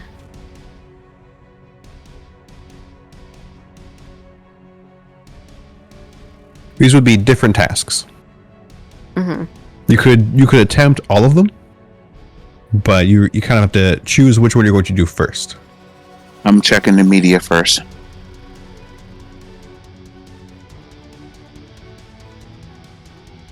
I'm going to shuffle the action deck. Mm-hmm. That's the way dramatic tasks work, because you roll, and I will also deal out an action card. Is that just like initiative? It's not like initiative, it's to determine if any complications or even benefits happen. So it's more like the chase. It's kind of like the chase. Mhm. So, please define to me what you're talking to the dean about. So we're talking to the dean about. I assume the Esper already filled him in about the anti. Events of today.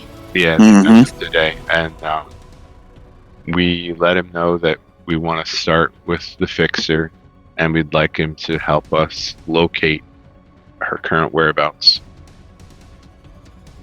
This will be a challenging task. Each of you gets to roll and you need to generate 4 successes and/or raises over 3 rounds for all of you. Every time you act, I'm going to generate a card, and that card is going to determine any of the complications that might occur from it. All right. One of my arguments is going to be there are gifted out there who are unprotected. Someone who's simply waving their hair is still going to show up on Fixer's scanner, and if those drones are operative and or have been upgraded, that person is a target, and they have no way of defending themselves. Roll persuasion. Hopefully I should be good at that, since I kind of built my character around it. Alright,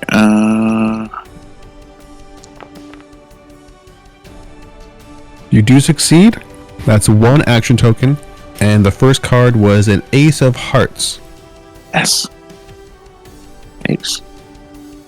Bad things only happen on a club, good things happen on a joker. Okay. So it's more likely So to be complicated. So an ace isn't anything really all that exciting. No. We were looking for It's jokers. more about the suit. Okay. You're trying to avoid clubs and you're looking for jokers.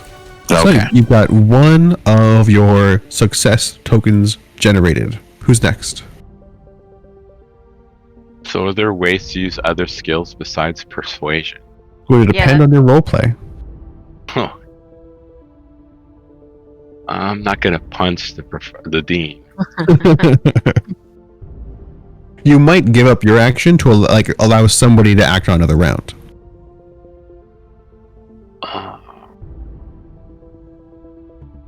You could also attempt to assist. You only get on their way if you roll a fumble.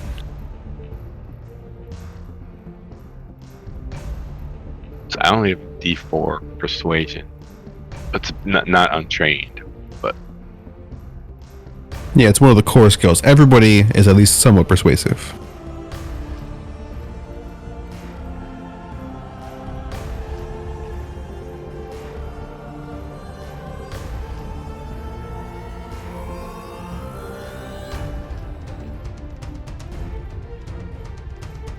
alright, so Samantha will argue that stopping these drones is probably the most immediate and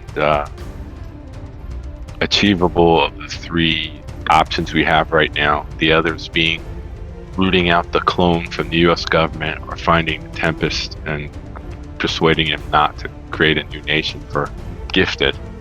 And you know how he is. He is dead set on carving out a place for the Gifted. You can roll. Come on.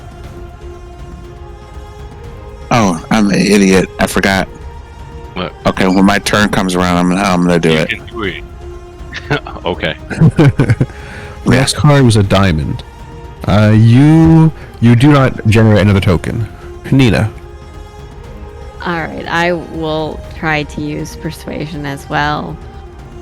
And just, as a young student, all the other young students that could potentially be out there are about to be in danger if this operation goes, national or worldwide.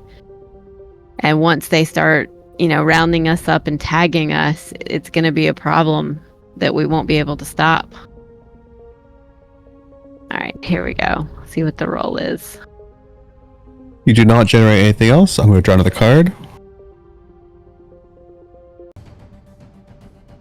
Spades. So you have 1 token and 2 more rounds to try. The Dean's counterpoint is, we have always told people, the Gifted specifically, that the school is open to anyone, whether they be sympathizers or refugees. They have access to our campus. They would be safe here. As safe, if not more safe, than Tempest's potential country. If you want to find the Fixer, I cannot advocate for it. I cannot support it. I think it would be better if perhaps we started a tour. Perhaps we could requisition a bus, and then you could go around the continental US and gather willing gifted. It's very important that they have consent and they want to come join the school. And then over a few weeks, perhaps you could gather them across all of the states and then bring them back here where they could be safe. There is no weapon on Earth which can breach the hangar. So I do know that there's multiple layers of defense that we can provide them if we can prepare for it. Next round. Doesn't Thaddeus get a roll? All right. Is it me again? Let's say that Thaddeus does not get a roll because he is still being Recovering from his fight club. yeah, he's recovering from the punch club. And as well, I chose this difficulty to be around 3 characters. Okay. Okay. Then he will say, if the school falls, that plan is mute. Dean, we stand as a united front, and on that united front, I would like to use my leadership ability to help the others in their persuasion rolls. Very interesting. So this would be a multiple action. You would Yes. take a -2 on your persuasion, and then you would make after your persuasion, you'd roll persuasion again to assist them. Okay. But that Stand- with a -2. Yep. And he was saying, as a united front, right now, you are offering a counterpoint to Tempest. If this school falls, there is no counterpoint. There's just him. And then, now make that roll. Yeah, make the Hopefully roll. that's something. We can you can either put the -2 in, or we can do it in our heads. Let me do an enhance. Let me try that. So what do I roll for that? So like it would be persuasion, and then when the window comes up in the middle, there's like a modifier box. You could put whatever the cause of the modification is, or I think there's actually toggles where you can put -2 multiple action penalty. Probably the easiest one. Okay.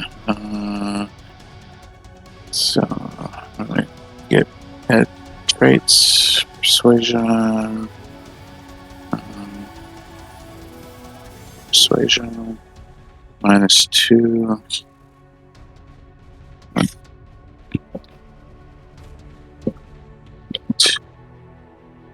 Two. I feel like I'm going to be spending a penny here. Hopefully not. I'll be able to just roll like insane. No, you don't need a penny. You got another token. Yay. All You right. need one more to convince the dean. Make another persuasion roll to assist your allies. -2. Okay.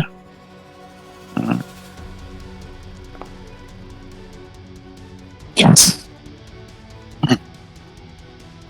That's +1, 2 hours. Oh, I Good. forgot that -2, so it's a 5 again. Yeah, that's okay. 4 is the magic number. The passion in your rhetoric inspires your allies. Yes. That's why I phrased it just that way. Does that mean that we also get another? Because my persuasion check was successful, right? I'm going to only pull 1 card for the persuasion check. This is a 5 of clubs. This is going to be a -2 to the next person. Oh, come on. But they both get a +1 because of your ability. Yeah. Something in what you said, it seems like you rubbed the dean the wrong way, implying the school could ever fall. He explains that it has never fallen. As I already explained, no human weapon that exists could possibly take us out. If we have the advance notice, and if I have time in Cortico, there's nobody who could possibly sneak up on us.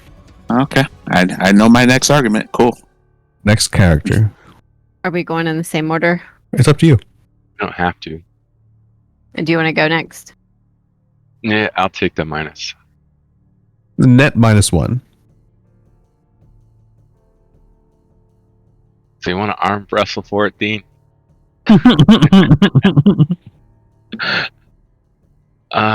So you're presuming there's going to be a lot of willing people that want to come here. With all the public publicity that the government and the fixer have been drumming up here, we probably don't have a whole lot of goodwill, and people are afraid. They're not going to want to come here, but we still need to protect them. And stopping these fears from being manufactured is the best way I can think of to do it without getting people hurt. Roll -1. -1.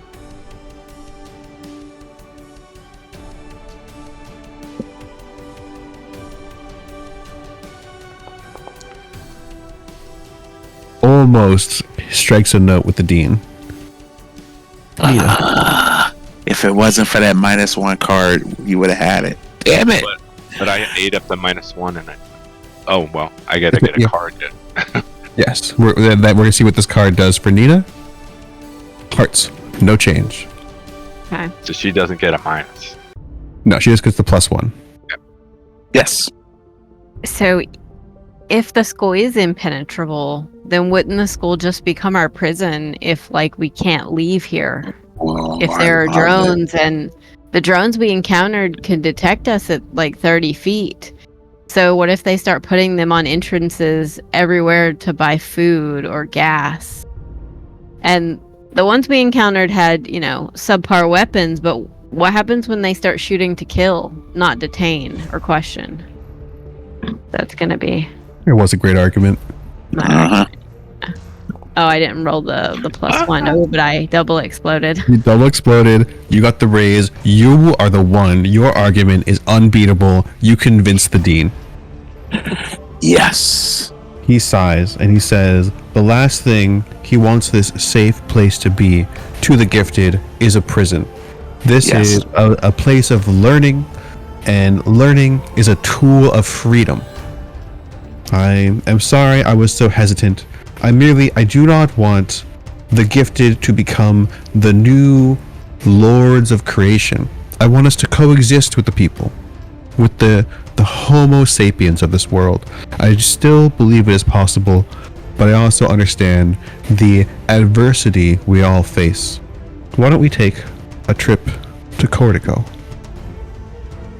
Are we Homo superius? You are Homo superior. It's 2 words, they can't copyright that. Mm-hmm. I think, actually, scientifically, normal people are Homo sapiens. Sapiens. I think it's. I don't know why it's sapiens, but that's what I heard. It's because of the near humans that we evolved from. So like primitive, not quite us humans. It's almost pedantic. Okay. And once again, Dean Aileres opens the portal to Cortico.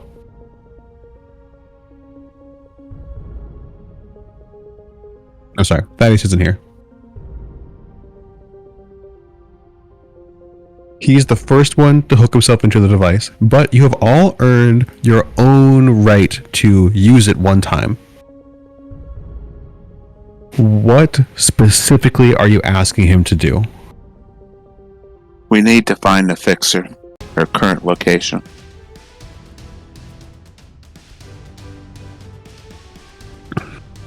I can do this. Thank you, Professor. Thank you, Dean.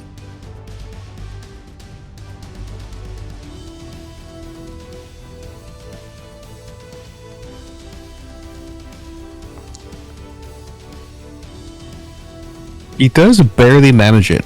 He takes several minutes with Cortico on his head.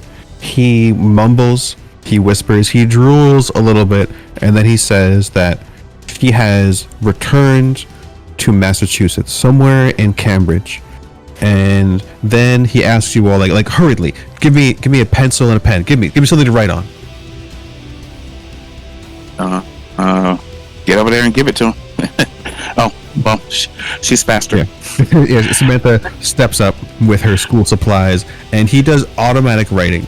And he writes without looking, he writes and draws, and he generates an image of the Vanguard building in Cambridge, and then he writes deeply, cutting into the paper with the tip of the pencil, and says, "This is where she is," and he highlights a specific room.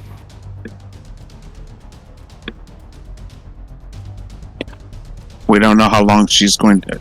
It is the fixer is a she, right? Yes. All right. We don't know how long she's going to be there. Let's fly. Well, You do all have a chance to use Cortico yourselves under his guidance. I want to use it. So assuming this Vanguard building is, kind of the standard American architecture, then there's going to be landscaping. So I want to see if I can communicate with the plants and see if I can come up with guard schedules or like secret doors, that kind of thing. Because this is not a power, you don't have a plant sensing power, I will need you to spend a Benny. Okay. Oh, power stunt. This is a power stunt, and then roll focus. Okay. Let's see. Do I just click the Benny and spend a Benny? That's one way to do it. You can also just press B. Oh, yeah. I kind of feel like B is like I understand why they made it B, but it's also too easy to press. That is with a raise.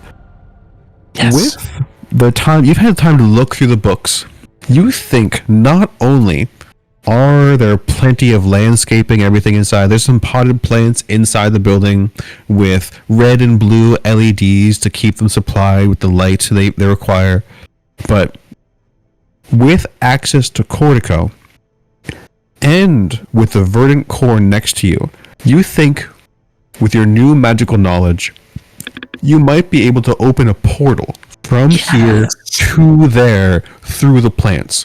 Otherwise, you do succeed in getting a general feeling of the layout and the guard patterns of the Vanguard base. It would be an additional Benny, or you could use one of your herbs, if they're appropriate, to open this plant portal. And that would be with the help of Cortico? Yes.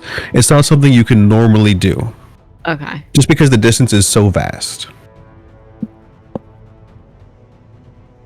So this would be something in the near future? Once the team is all... once we collect Thaddeus? Yes. Okay. Who's up next? Me. I have a question Yes. that needs answering. So your typical power set is not the type that Cortico is usually associated with. You're just about like increasing your own strength and things like this. So I'm curious to hear your question. How many other members of the team are currently there? It's just you four. The no, Dean in the in the Vanguard. Yes. Yes. In case this thing goes sideways. So same thing, because this is not a part of your typical power set. It's going to require a Benny, your last Benny. Then roll focus. Alright.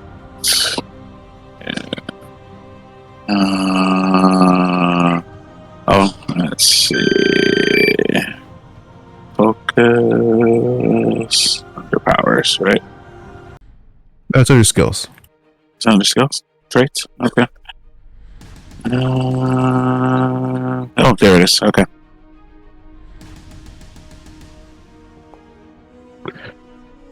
That is a success.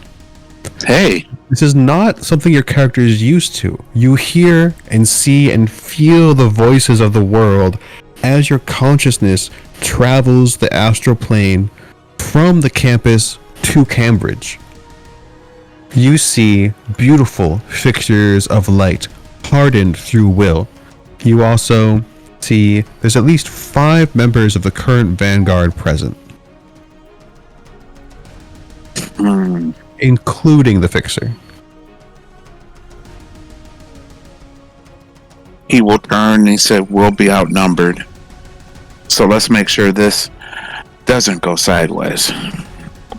The Dean will remark that he wasn't aware that telepathy was a part of your gift. He says, nor did I. He says, it's a interesting sensation. It does take some getting used to. But if this is an avenue you'd like to explore more, both Esper and I would be happy to share our experiences. I wonder, is that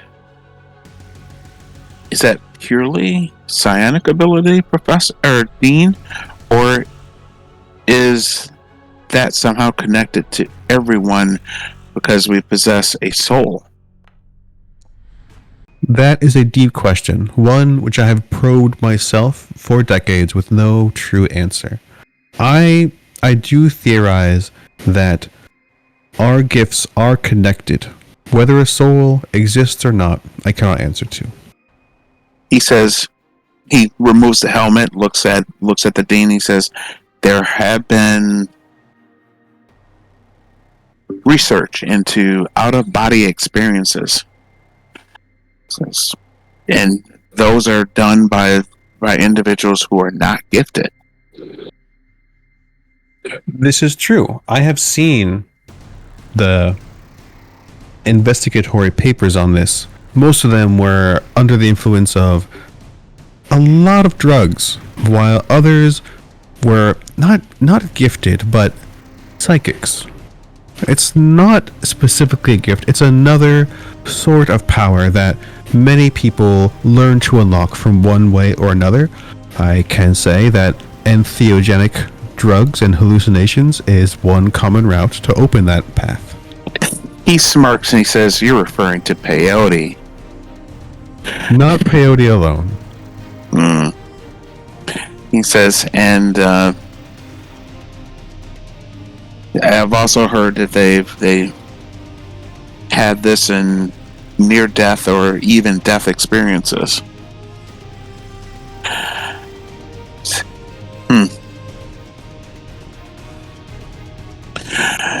Be something to look into later.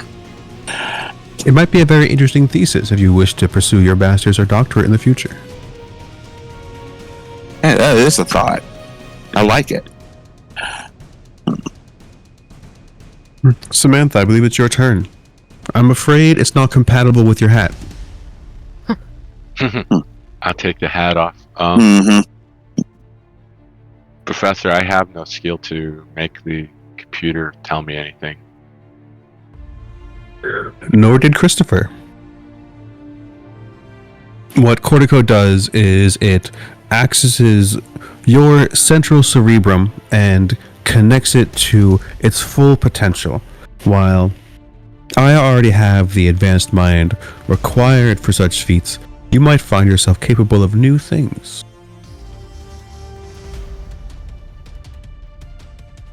Come on, Samantha. What harm could it? What harm could it I be? would like to know which government official the clone is impersonating. Pulling an audible. Very specific. It's still going to cost you a Benny.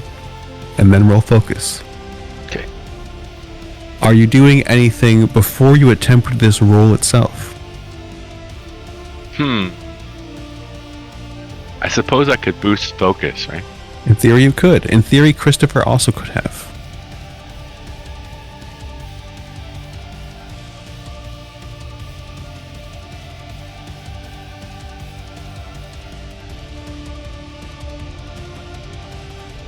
Nope. You can keep spending power points. Oh, that's true. I can boost it. I'd spend one more power point. That means you're going to try again. Yes. It just takes Samantha a little bit longer. No. You can keep spending until you run out. Well, I'm not going to, but this is the last one. Alright. Yeah. Your focus will be boosted by 1.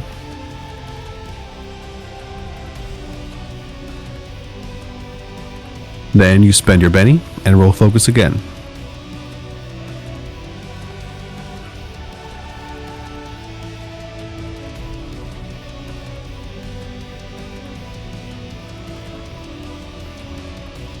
Hey, Holy Looking good. crap. Looking good. Hey, I know she is. Holy Incredible. crap.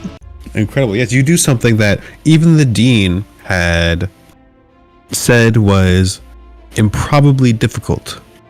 You identify her not as a congressman, not as a senator, but as the secretary to House Minority Speaker Michael Murray, who works in the capital center of the closest city.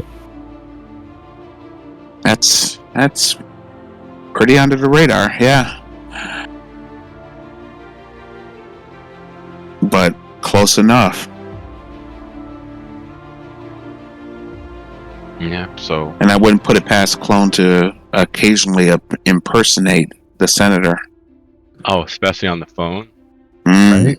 Right. So many things could be happening when she's on the phone on the floor beneath him, and they could be making phone calls at the same time. Mm-hmm. Or using if his palm print or his retinal ID to access safe and to access his safe or Going to meetings more. mm-hmm. Alright, well, we got to put that one in the back pocket. Unless, Professor, you'd like to send another team. No, I think with things going on as it is, I'm going to keep the original gifted here to protect the campus as you are all out on your mission. Alright, back pocket it is.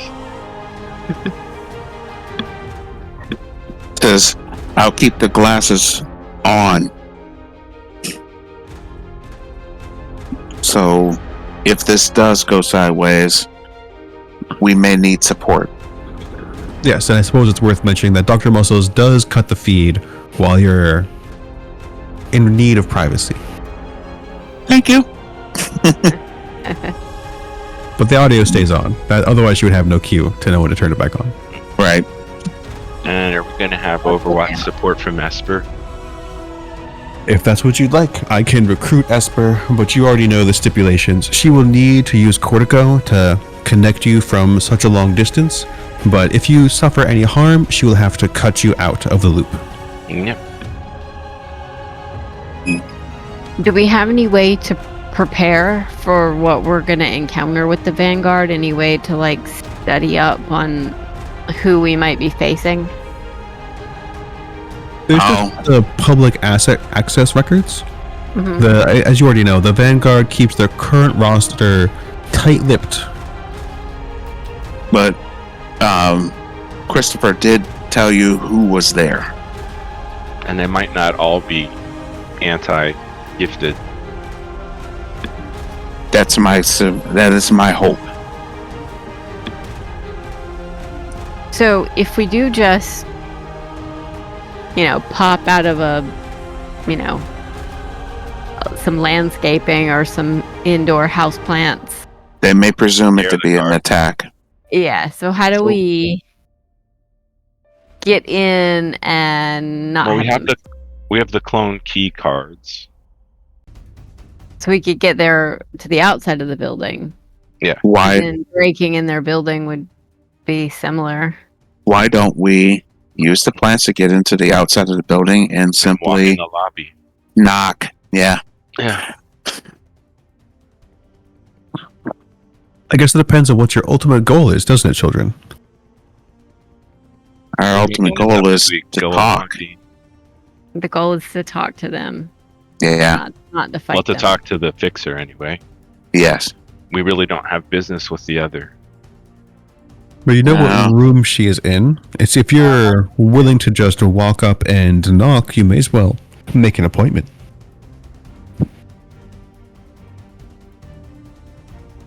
A call? Yeah, it's, you could be surprised how amenable the Vanguard can be. Because there are no laws restricting gifted at this point, except for extrajudicial actions, there's nothing she could really do against you besides ignore you. But then she'd know we're coming if she doesn't give us an appointment. Or the appointment could be a trap. Yeah. All potentially true. As your dean, I do need to remind you that you are the planners for this mission, and I'm giving you as many resources as can be possible, but it is really your decision how you approach it. If you are cautious of a trap, what would you do? Sneak in. This is just a matter of trust. And Buddy up so that we know how to defeat her abilities. what? Maybe pocket EMP. Out.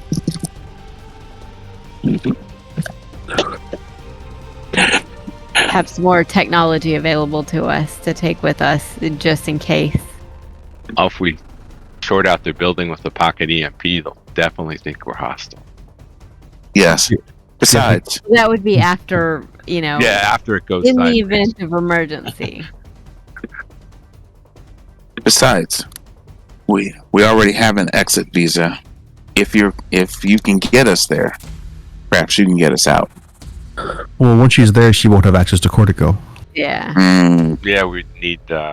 Unless I'm somehow mind linked with Esper to be able to reverse it, but I don't know that that's possible. No, the device doesn't work like that. You would need to be here to access all of the superfluous energies it provides. Mm-hmm. And no, I think it's very unique to your gift that you could do this plant portal. Esper has never even imagined anything like that. We do have a teleporter on campus, but that would be a different thing entirely. So, do we need some sort of a target signal for that to pick us up and bring us back? Teleporter. Or a teleporter. If I do a reverse peace symbol in front of my glasses, that could be a signal. Or since they have a vocal component, I meant, do we need to carry some sort of a radio device that it can lock onto, or GPS or something? I'm not sure. We've never had Megan in Cortico before. She's not a part of the gifted. She's just on campus. We have a single teleporter on campus. I thought you meant a technological teleporter, not a gifted. Sorry. Oh, I understand. No, yes, she's one of the gifted. She's a student. Oh. Well, So I don't just think we'd want to put her in harm's teleport way. herself or others. Well, I have predicted that if she had access to Cortico, she would be able to open portals. And she wouldn't remotely. She wouldn't need to be where you are to open a portal to you. Okay. It is still putting her at some risk due to the potential feedback. She's not as experienced with her powers as any of you are. Well, I suppose she's probably on par with Surge.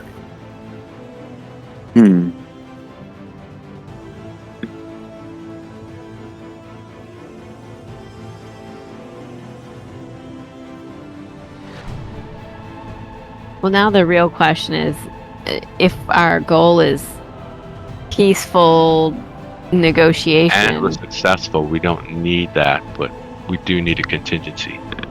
Well, we definitely need a contingency, but do we take Thaddeus with us? For the sake of Charles being here for next session, you're definitely taking Thaddeus with you. And that's probably a complication. yeah, it's going to be a complication. So if we want peaceful dialogue, we probably want to do it now. All day today, I was thinking of Charles saying in his Thaddeus voice, just look what they need to mimic a fraction of our power. Yeah. Yeah. Alright. And he's going to be extra arrogant because she's not even gifted. She's technologically enhanced. But she's So- a genius. Yeah, she's a I genius. mean, that's a different kind of gift, but yeah. But the Yes, kind it is a different kind of gift. values. And very valuable, actually. So, my suggestion, no phone call, no advance warning. We teleport outside. Well, we plan Because- to port outside. We plant port outside, walk in, and ask to speak to the fixer. But I do agree that a contingency plan should be in effect. I don't know if that means bringing a teleporter with us or not. No, the No, she's teleporter. here. She would need to stay here with this device where the Cortico. Okay. Is she capable of short range teleportation? Oh yes, she's Megan Taylor is only capable of short range teleportation at this point. How far? We've never tested her gift, but she can teleport from one point of campus to another. She's also herself? familiar with campus. She has brought one other student with her before. And she's never attempted long range teleport to Cortico before. She has never used Cortico, but she arrived here by teleportation. She has done long range teleportation with herself, but she fainted upon landing. Has she ever done teleportation during combat? Never. She's a student, not a gift, not one of you gifted, simply one of the gifted.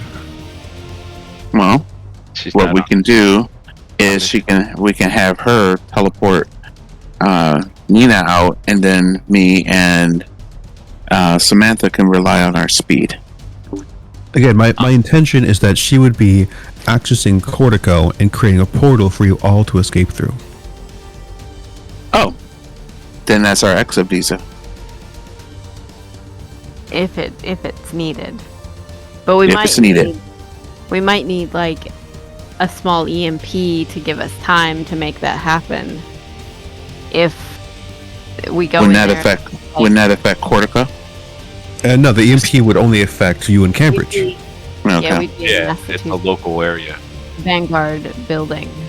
And the So place, who knows? They might have tons of drones and And we would The drop hot that dogs before and we stuff. asked for the portal to come pick yeah. us up. Oh yeah.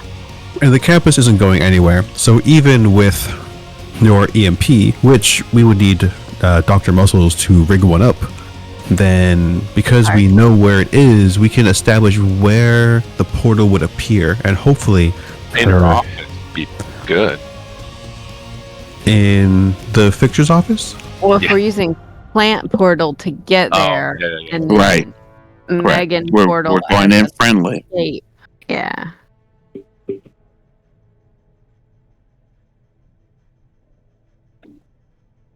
That's the thing. What you would need to decide beforehand where the escape portal was going to be, because once you use the EMP, assuming Esper still has you all in communication, Megan wouldn't have a proper heading unless we could give her the GPS coordinates. I would guess right inside the elevator on the same level as her office. Well, that's Sure. presuming that she won't come up to see us. Those kinds of don't- adjustments would probably be before the panic button. Yeah, we don't want her to launch the portal until after we push the panic button. Right. We can So we can those- call for the jet to come pick us up if it's a peaceful, successful mission. So we can have eyeliner in the skies, but of course having a super secret. He doesn't need to be on point in the sky. He can come pick us up later if we're successful that way. Oh, sure. So Esper will be in Cortico connecting us so we all can talk. And then if we have to escape, then Megan will have to switch places and be ready to teleport us out. Correct. Okay.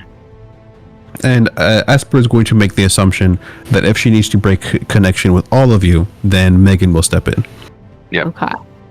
And then Chris's glasses that can record and everything. How far is the distance on that? Now, Dr. Beast is very clever. She's hooked it up through the satellites, so long as Chris isn't going too far underground, it should work, unless they have their own jamming technology. Okay. Hmm? So Just assuming remember to the put the building's glasses not under the ink blanket when we do the based in- EMP. lead. Yeah, I can do both. Yeah, okay. What else do we need to decide on today? While we prepare for our mission. I think we've got everything covered. Except for maybe for Thaddeus opening his mouth when we get there. There's no coverage for that. He will say in a flat tone. Unless we intentionally put a gag over his mouth, and then they're going to wonder, why is one of your members gagged? We've thought about doing that with the Badger in the past. I suggest you just let him fire off his words. Okay. I think that the Vanguard is used to dealing with strong-willed individuals. Can Esper, while she's, connected to us telepathically, can she tweak some neurons between the brain and the mouth? I think that would be an infringement on his free will. So She can- Strong recommendation. Ethically, no, but she could try to make recommendations, yes. So you have just argued for when we're playing next session, Esper will chime in once in a while and be like, Thaddeus, watch it. Like, that's the right thing to say right now. Yes, please. You can threaten away taking away Punch Club. No, Esper doesn't run Punch Club. That's all Badger. Well, she knows Badger. She can get a favor. I'm certain Esper could get a favor from Badger.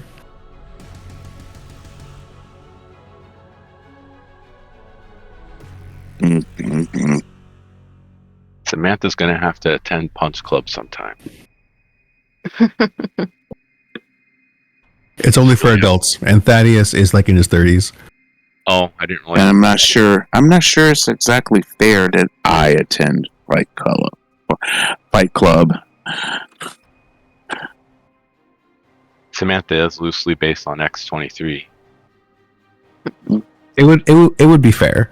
I'm sure a fight between Thaddeus and Surge would be awesome. Hmm. Yeah, he couldn't use that Warhammer on him, though. No, he would have to use his smite ability on himself. Oh, and from what I observed of Thaddeus, this is above game. Did Surge note that he has superhuman strength, or still human strength? He still has he is a very strong man, not Okay. superhuman, but it appears like you've only seen him once on the field, which was like yesterday, and the one power he exhibited was to do extreme damage. The only thing that Okay. protected that war spear was the fact that only heavy damage would hurt it. He would Okay, have demolished it otherwise. The car was destroyed. right. Okay. The Surge was just wondering if he had a competitor. That's all. Not for super strength. Okay.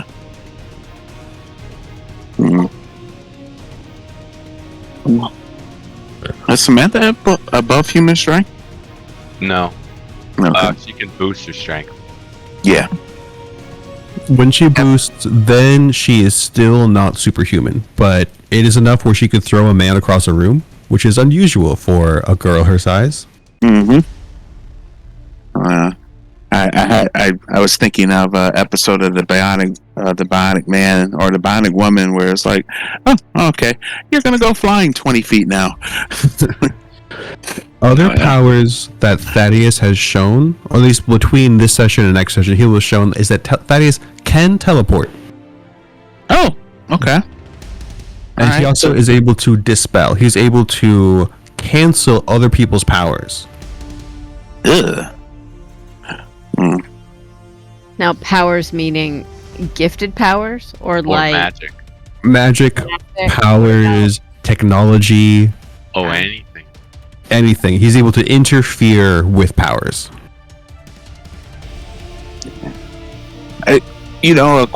Someone did that before, and I had a question like, how do you shake that off? I know how that would shake off in Mutants and Masterminds, but I'm not sure about this game.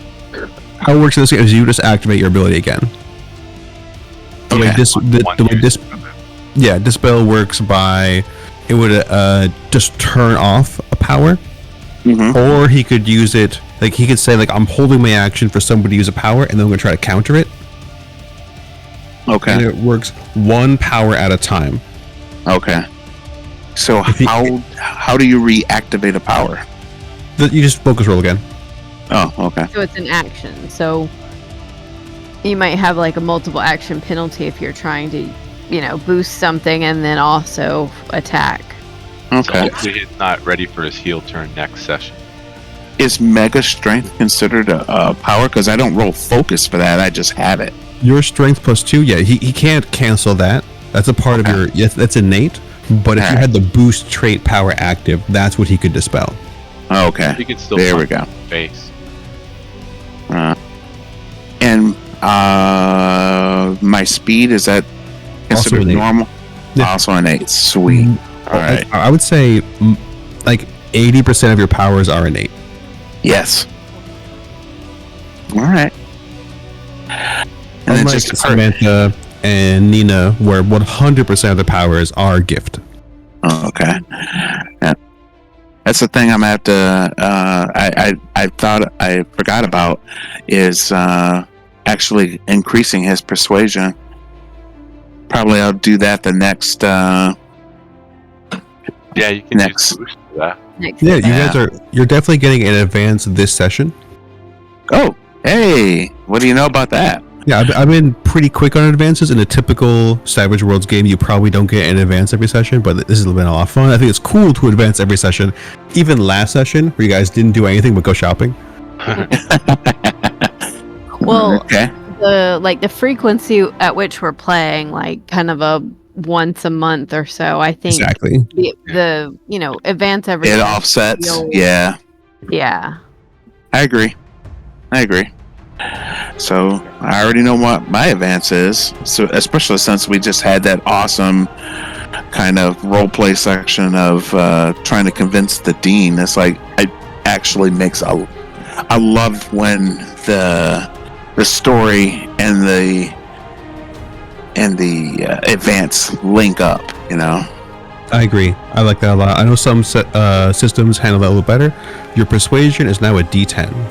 All right. Yes. Cool. Well, I'm set.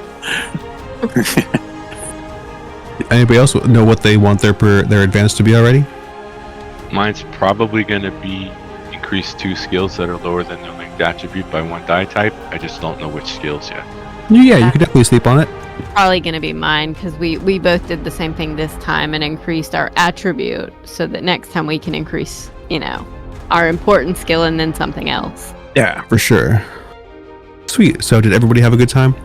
I had a ball. Thank you. You're very welcome. It was a lot of fun. It was good. I'm glad we got into more like social roleplay, get away from the combat a little bit. That combat was super fast. Yeah, no. We got lucky. Yeah. You rolled a bunch of ones. Roll like I rolled a huge amount of ones I know. There was at least 4 that I counted. in a row. I know. So Crazy. that's 4 d6s, all of 1 in a row. So that's like a 1 in 6 in 36 in like it's like over a 1 in 200% chance of that happening. I was about to say, you do that math. I'm not doing that math. I lost it after 36. Man.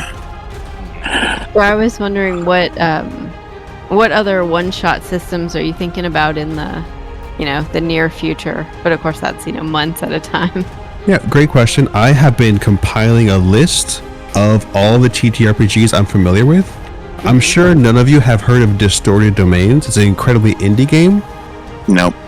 No. Right? have Like, it's not released yet, but like one person on TikTok was talking about like this game they're making, and it's pretty cool. So I gave it support on Foundry in the sense like Daggerheart kind of came out.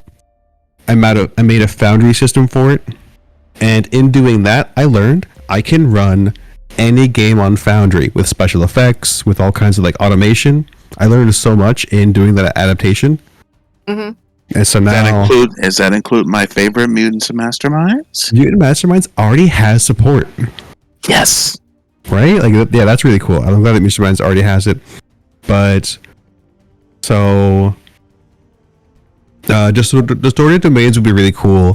One of the fun things about distorted domains is we can do it like same day, make your characters run a session because the characters are random. What? They've got roll tables to make your characters. I love And- it. Decision fatigue is terrible. Right?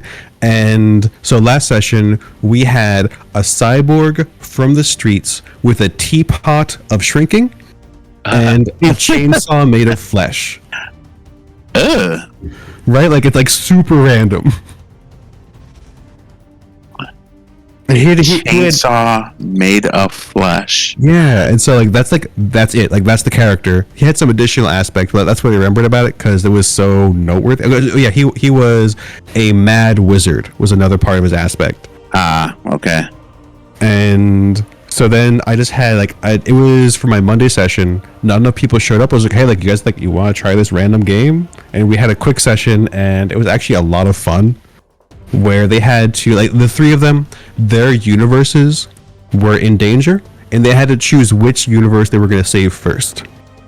And they chose the cyborg's universe. They went to his space station. They went to the streets, and they went around it, and they eventually pulled his space station out from the sun that was pulling it into its gravity well.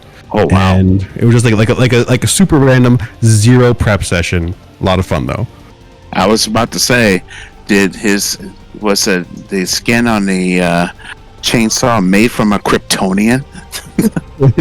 Right? Like, so that's the thing. Like, you can invite the ideas, and at the end of the session, I was like, so it says the chainsaw made of flesh. That doesn't mean I think when we all think of that, we imagine there's teeth on it, right? Okay. But that's not what I think that's what I assumed most people imagined. I was thinking it was like a weed whacker, and it had like sinew as the string for the weed whacker. That's what I first imagined. But yeah, he thought it was like a thing with teeth all the way around for the blade, which I think most people assume. But when I hear flesh, I don't think of teeth. No, I don't think of teeth either.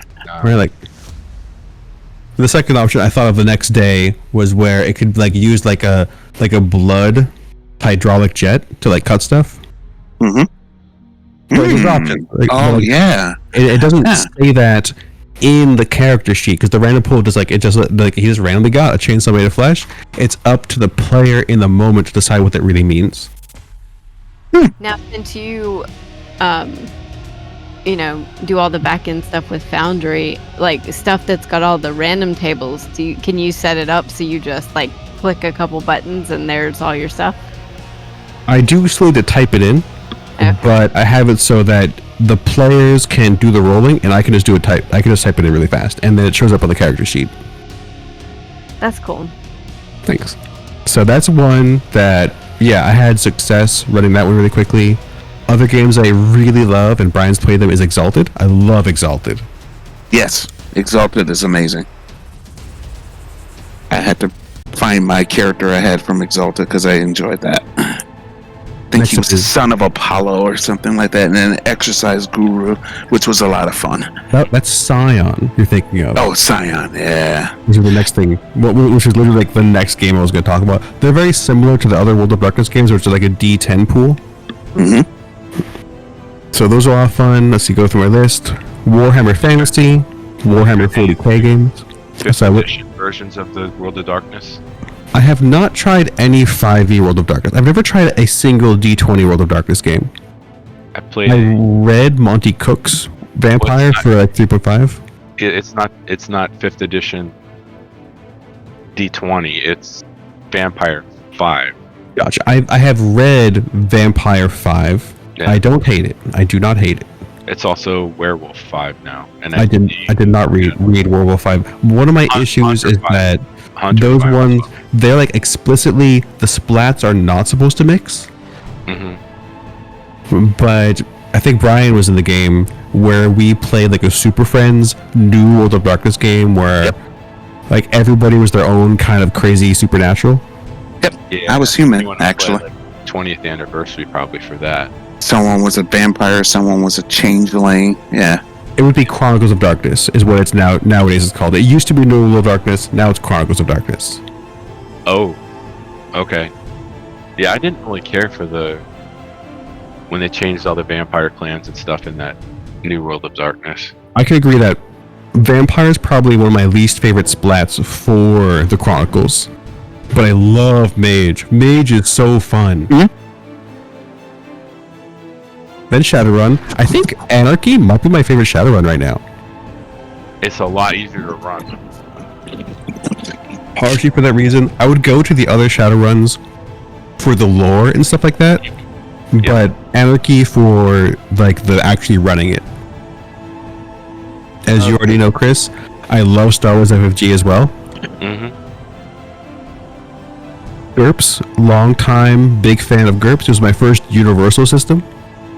Yeah, me too. But now Savage Worlds has overcome GURPS as my favorite Universal. I don't love it like you do, but it was my first Universal system. Yeah, I'm not a big fan of GURPS. It's a little too limiting for me. Yeah. When I run GURPS, I cut a lot of the crunch down because I agree, like it's too much. Like I don't want people to roll which part of the body you're hitting and like how much damage is on the body. That's too much. All right. It's too simulation. Genesis sometime. It's basically Star Wars for generic.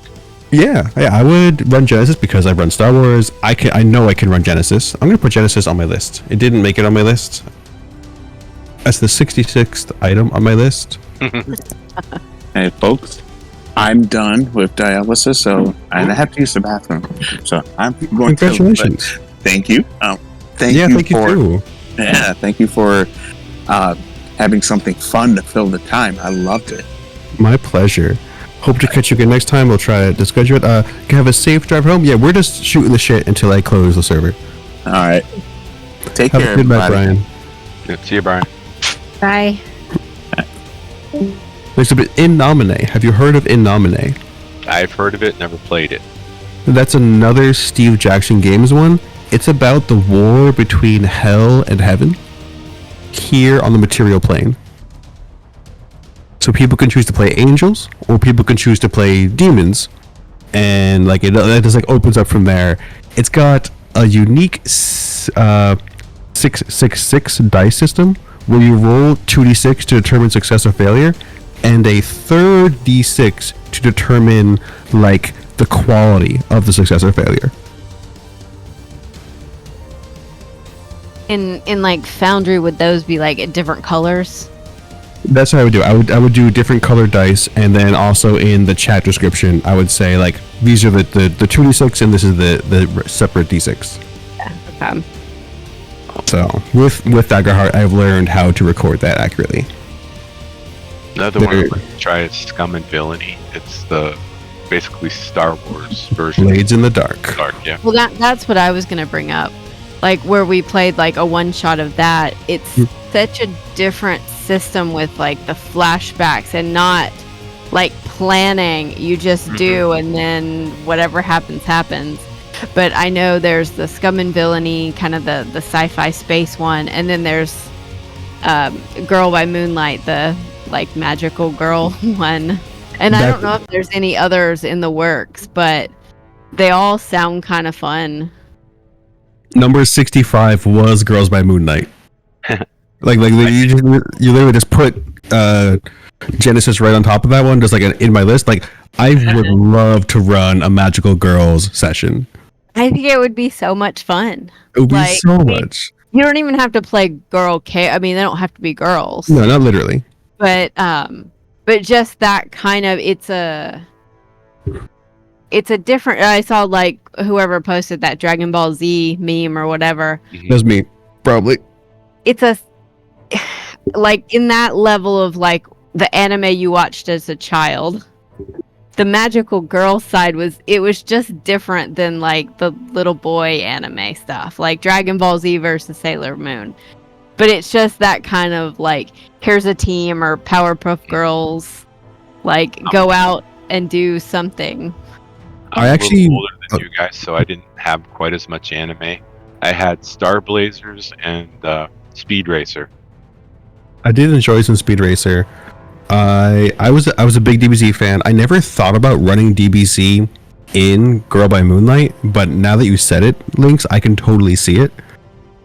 Well, because you've got kind of that I guess they'd call it these days like a procedural drama or whatever, where it's kind of like, here's a big story for a whole season of shows, and then here's like the episode, and here's a bad guy to go, or here's information to go collect in each kind of scenario. Kind of think of it as more of like being in a TV show than playing a game, like a different kind of story. But that's kind of how I see them, and they kind of all overlap. They do. I'm trying to increase the number of social and role play connections I use in my game mastering. I think it's nice to start a game with a combat, and then the rest of it just like beautiful explorations and character development, I think is really good, because when you start a game with a combat, you get to scratch that itch really fast. Yeah. And then you get to enjoy who you're playing as. Did you ever play Fiasco? I didn't. I did not play Fiasco. I did run a Powerpuff Girls one shot using the Anima Beyond Fantasy system. Ooh. I need to put Anima on there now. That's 67. I forgot that I knew how to run Anima. Well, like the Blades in the Dark games, I think as far as like just like a one shot, I don't think they work as well as like, okay, let's just play it one time, because for new players, and I've only gotten to play the one time we played, but it's something very different to wrap your head around. And then the way as a team, like your team advances. Yeah, your base advances, or your ship in the Scum and Villainy. That's very true. That's the one thing that we didn't get to appreciate every part of Blades in the Dark because we only did the one shot. But Fiasco, yeah, I do think the the Scum and Villainy would be really fun to play. Kind of on that Star Wars. I'm a bigger fan of like Firefly, even though it only got one season. Firefly has its own system. I have the Firefly RPG. I love how Chris and I both barked out. We're like, there's a game for that. I have both versions. I have the Serenity one and the Firefly version. Nice. What's it based on? Is it It's the Cortex system. It was the original version of the Cortex system. And Cortex is cool. Yeah. I played one Cortex with like that. Actually, the I forget who he played in the Gifted Youngsters game, but GM Ben, he ran Cortex for me and some other people. And yeah, that's a cool system. Oh, I remember. I listened in for like an hour. I couldn't make it to play, but you couldn't make it in. But yeah, that was a weird day where I had off of work and I was able to play a game at 9 a.m. Yeah. I don't know. If I would run a Firefly game again, I would run it in Savage Worlds. I think would totally fit. Some of the game today where it was a lot more of social stuff as opposed to just fighting. I was definitely having Star Trek flashback, because we were talking about like the whatever the character is that's like a telepath, and I'm like, okay, telepath. So. But I think something like that within Savage Worlds would be pretty fun. But I don't know how hard it would be to make like your adapt a setting. It's pretty easy in Savage Worlds. There's also a Star Trek RPG. Yeah, there's two. No, there's probably 4. Oh yeah, there's probably many. There are Star Trek RPGs. I've never played any of them, so I can't put them on my list. I own 2 of them, and I know of 2 others. Nice. I have the original one from back in the 80s, and there's a new 2D20 one, System 1. 2D20, that's interesting. I know there's a solo one, Captain's Log. That's the same system as the 2D20. Yeah, I figured. I mean, if you're gonna make a new system, just make more money by also having a solo version. Yeah. When I was a kid, I read a lot of those second-person books. I would have loved solo RPG games so much growing up. Well, I have some of the Dungeons and Dragons like choose your own adventure books. Well, that's cool. You know those tables in the back of the DM guide, the random dungeon creator tables? I used to play it, made up 2 or 3 characters and ran the random dungeon table creator and played it that way. That's really cool. There's no role playing, but you at least get to play. It's true. You still get to play. I don't think there's a big audience for it on YouTube or TikTok or anything, but it's still a thing that exists, and I love it. Well, I do a lot of the solo stuff and read a lot about it. Have you done 1,000-Year-Old Vampire yet? I haven't. I haven't got to play it yet. Right? I have read 1,000-Year-Old Vampire, and I've heard good things. It seems like almost a transcendental experience. It seems like a really good solo RP adventure. Yeah. Well, a lot of those on like the more journaling side are more for you to write and be creative. And I get kind of hung up on that. I do better with like roll on some tables and then come up with it. Like here's a spark of something and then go with it.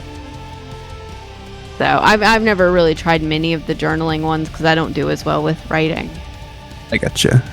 And it feels weird to like record myself speaking to myself by myself. I also get that, having heard my voice for far too long in the past year.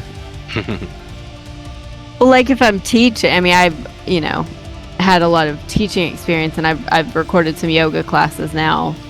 Teaching is different, but me just like telling a story and making stuff up I'm a little too self-conscious about it when I'm not talking to someone else. But now I've had, the Mythic GM emulator and the Mythic system. I've had that for like 15, 20 years since the first edition came out. Oh, nice. You're like the original Oracle. Yeah. So, and it wasn't that hard to, it's just a D100 and you get this like chaos factor that shifts you into what would be success and what would be failure. And you just ask it yes/no questions. But then my decision fatigue just has me like ask a million questions and never get anywhere. So I did better with like Iron Sworn and Starforged, those kind of games where it's a little bit more narrative than just here's infinite possibility.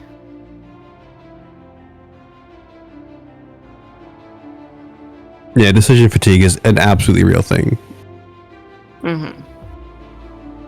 Like I spent the last year, because all my uniforms are like black scrubs, so I spent like a whole year wearing almost all black. Wow.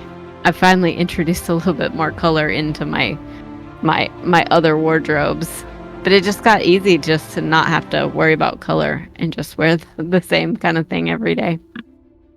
That's me at work right now. I do my best to like keep my wardrobe super simple, because once I get to work, I change to the scrubs that they have on campus.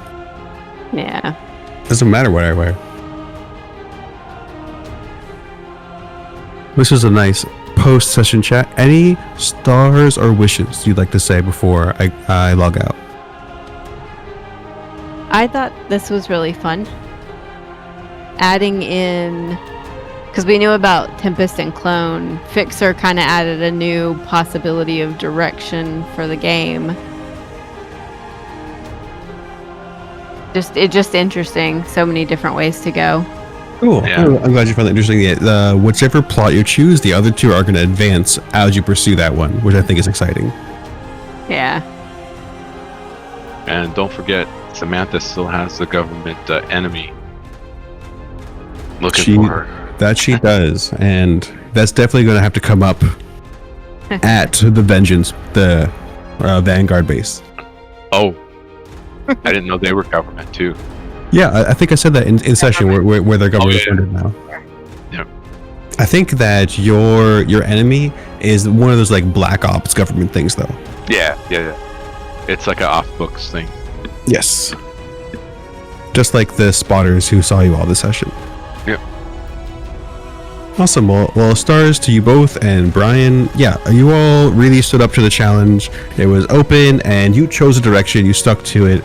You convinced the dean to help you. Cool moments with Cortico, with each other, and the dean. This is May. June's gonna be a big one for me, because hopefully me and my wife are gonna be moving into a new home. Oh, that'll be nice. Yeah, really nice because I'll get to like more privacy. You might have noticed during our sessions, like the first half, I'm a little bit more animated, energetic, and then she comes out from what she's doing, and then I feel subdued because she's not playing, and she usually reacts to like my voices and stuff, Oh, yeah. and like it just subdues me. It's nothing personal with her. I know she's trying to be encouraging, but it feels awkward when I'm doing a weird voice, and then she's like, "Yeah," in the background. It's like, "Oh no, I didn't ask for this." Yeah, you got to get like a little studio set up. Yeah, so I'm probably gonna go into the basement, soundproof it my best I can. So how far are you moving? We are not actually moving crazy far from where we are at. We're still gonna be in New Jersey, Mm-hmm. but it's definitely going to be an upgrade from the apartment. And yeah, I'm just looking forward to having like even just like a 5 foot by 5 foot area that I can call my office. It's gonna be so cool. But you've found a place already? We did find the place. We are in attorney review. Fingers crossed. Very excited to be polar for the next 30 years of my life. Well, you definitely may have to take like a couple weeks off to get everything moved. Possibly, if we can close in, I'm thinking like I've got experience moving stuff because me and my parents they moved me around like 5 times when I was growing up. Mm-hmm. So I'm relatively comfortable with it. I know how to pack stuff. We also own a company where we have had to like pack up a lot of stuff over and over again. So like I feel like I could do it in one weekend. And then it's the unpacking, right? That's the hardest part. Like a week to recover and then unpack. Let's see. I'll probably recover pretty quickly. She's gonna be belly aching the whole time. Ooh, How hot does it get up there? in New Jersey, it can get in the one. It can get in the 100s, but in June it probably will only crest around 80s. Okay. Yeah, it was Well, I 80 know our here in weather's been Pennsylvania a couple really crazy. weeks ago, but now it's only in the 60s. Yeah, it's a cool day today. It's raining right now.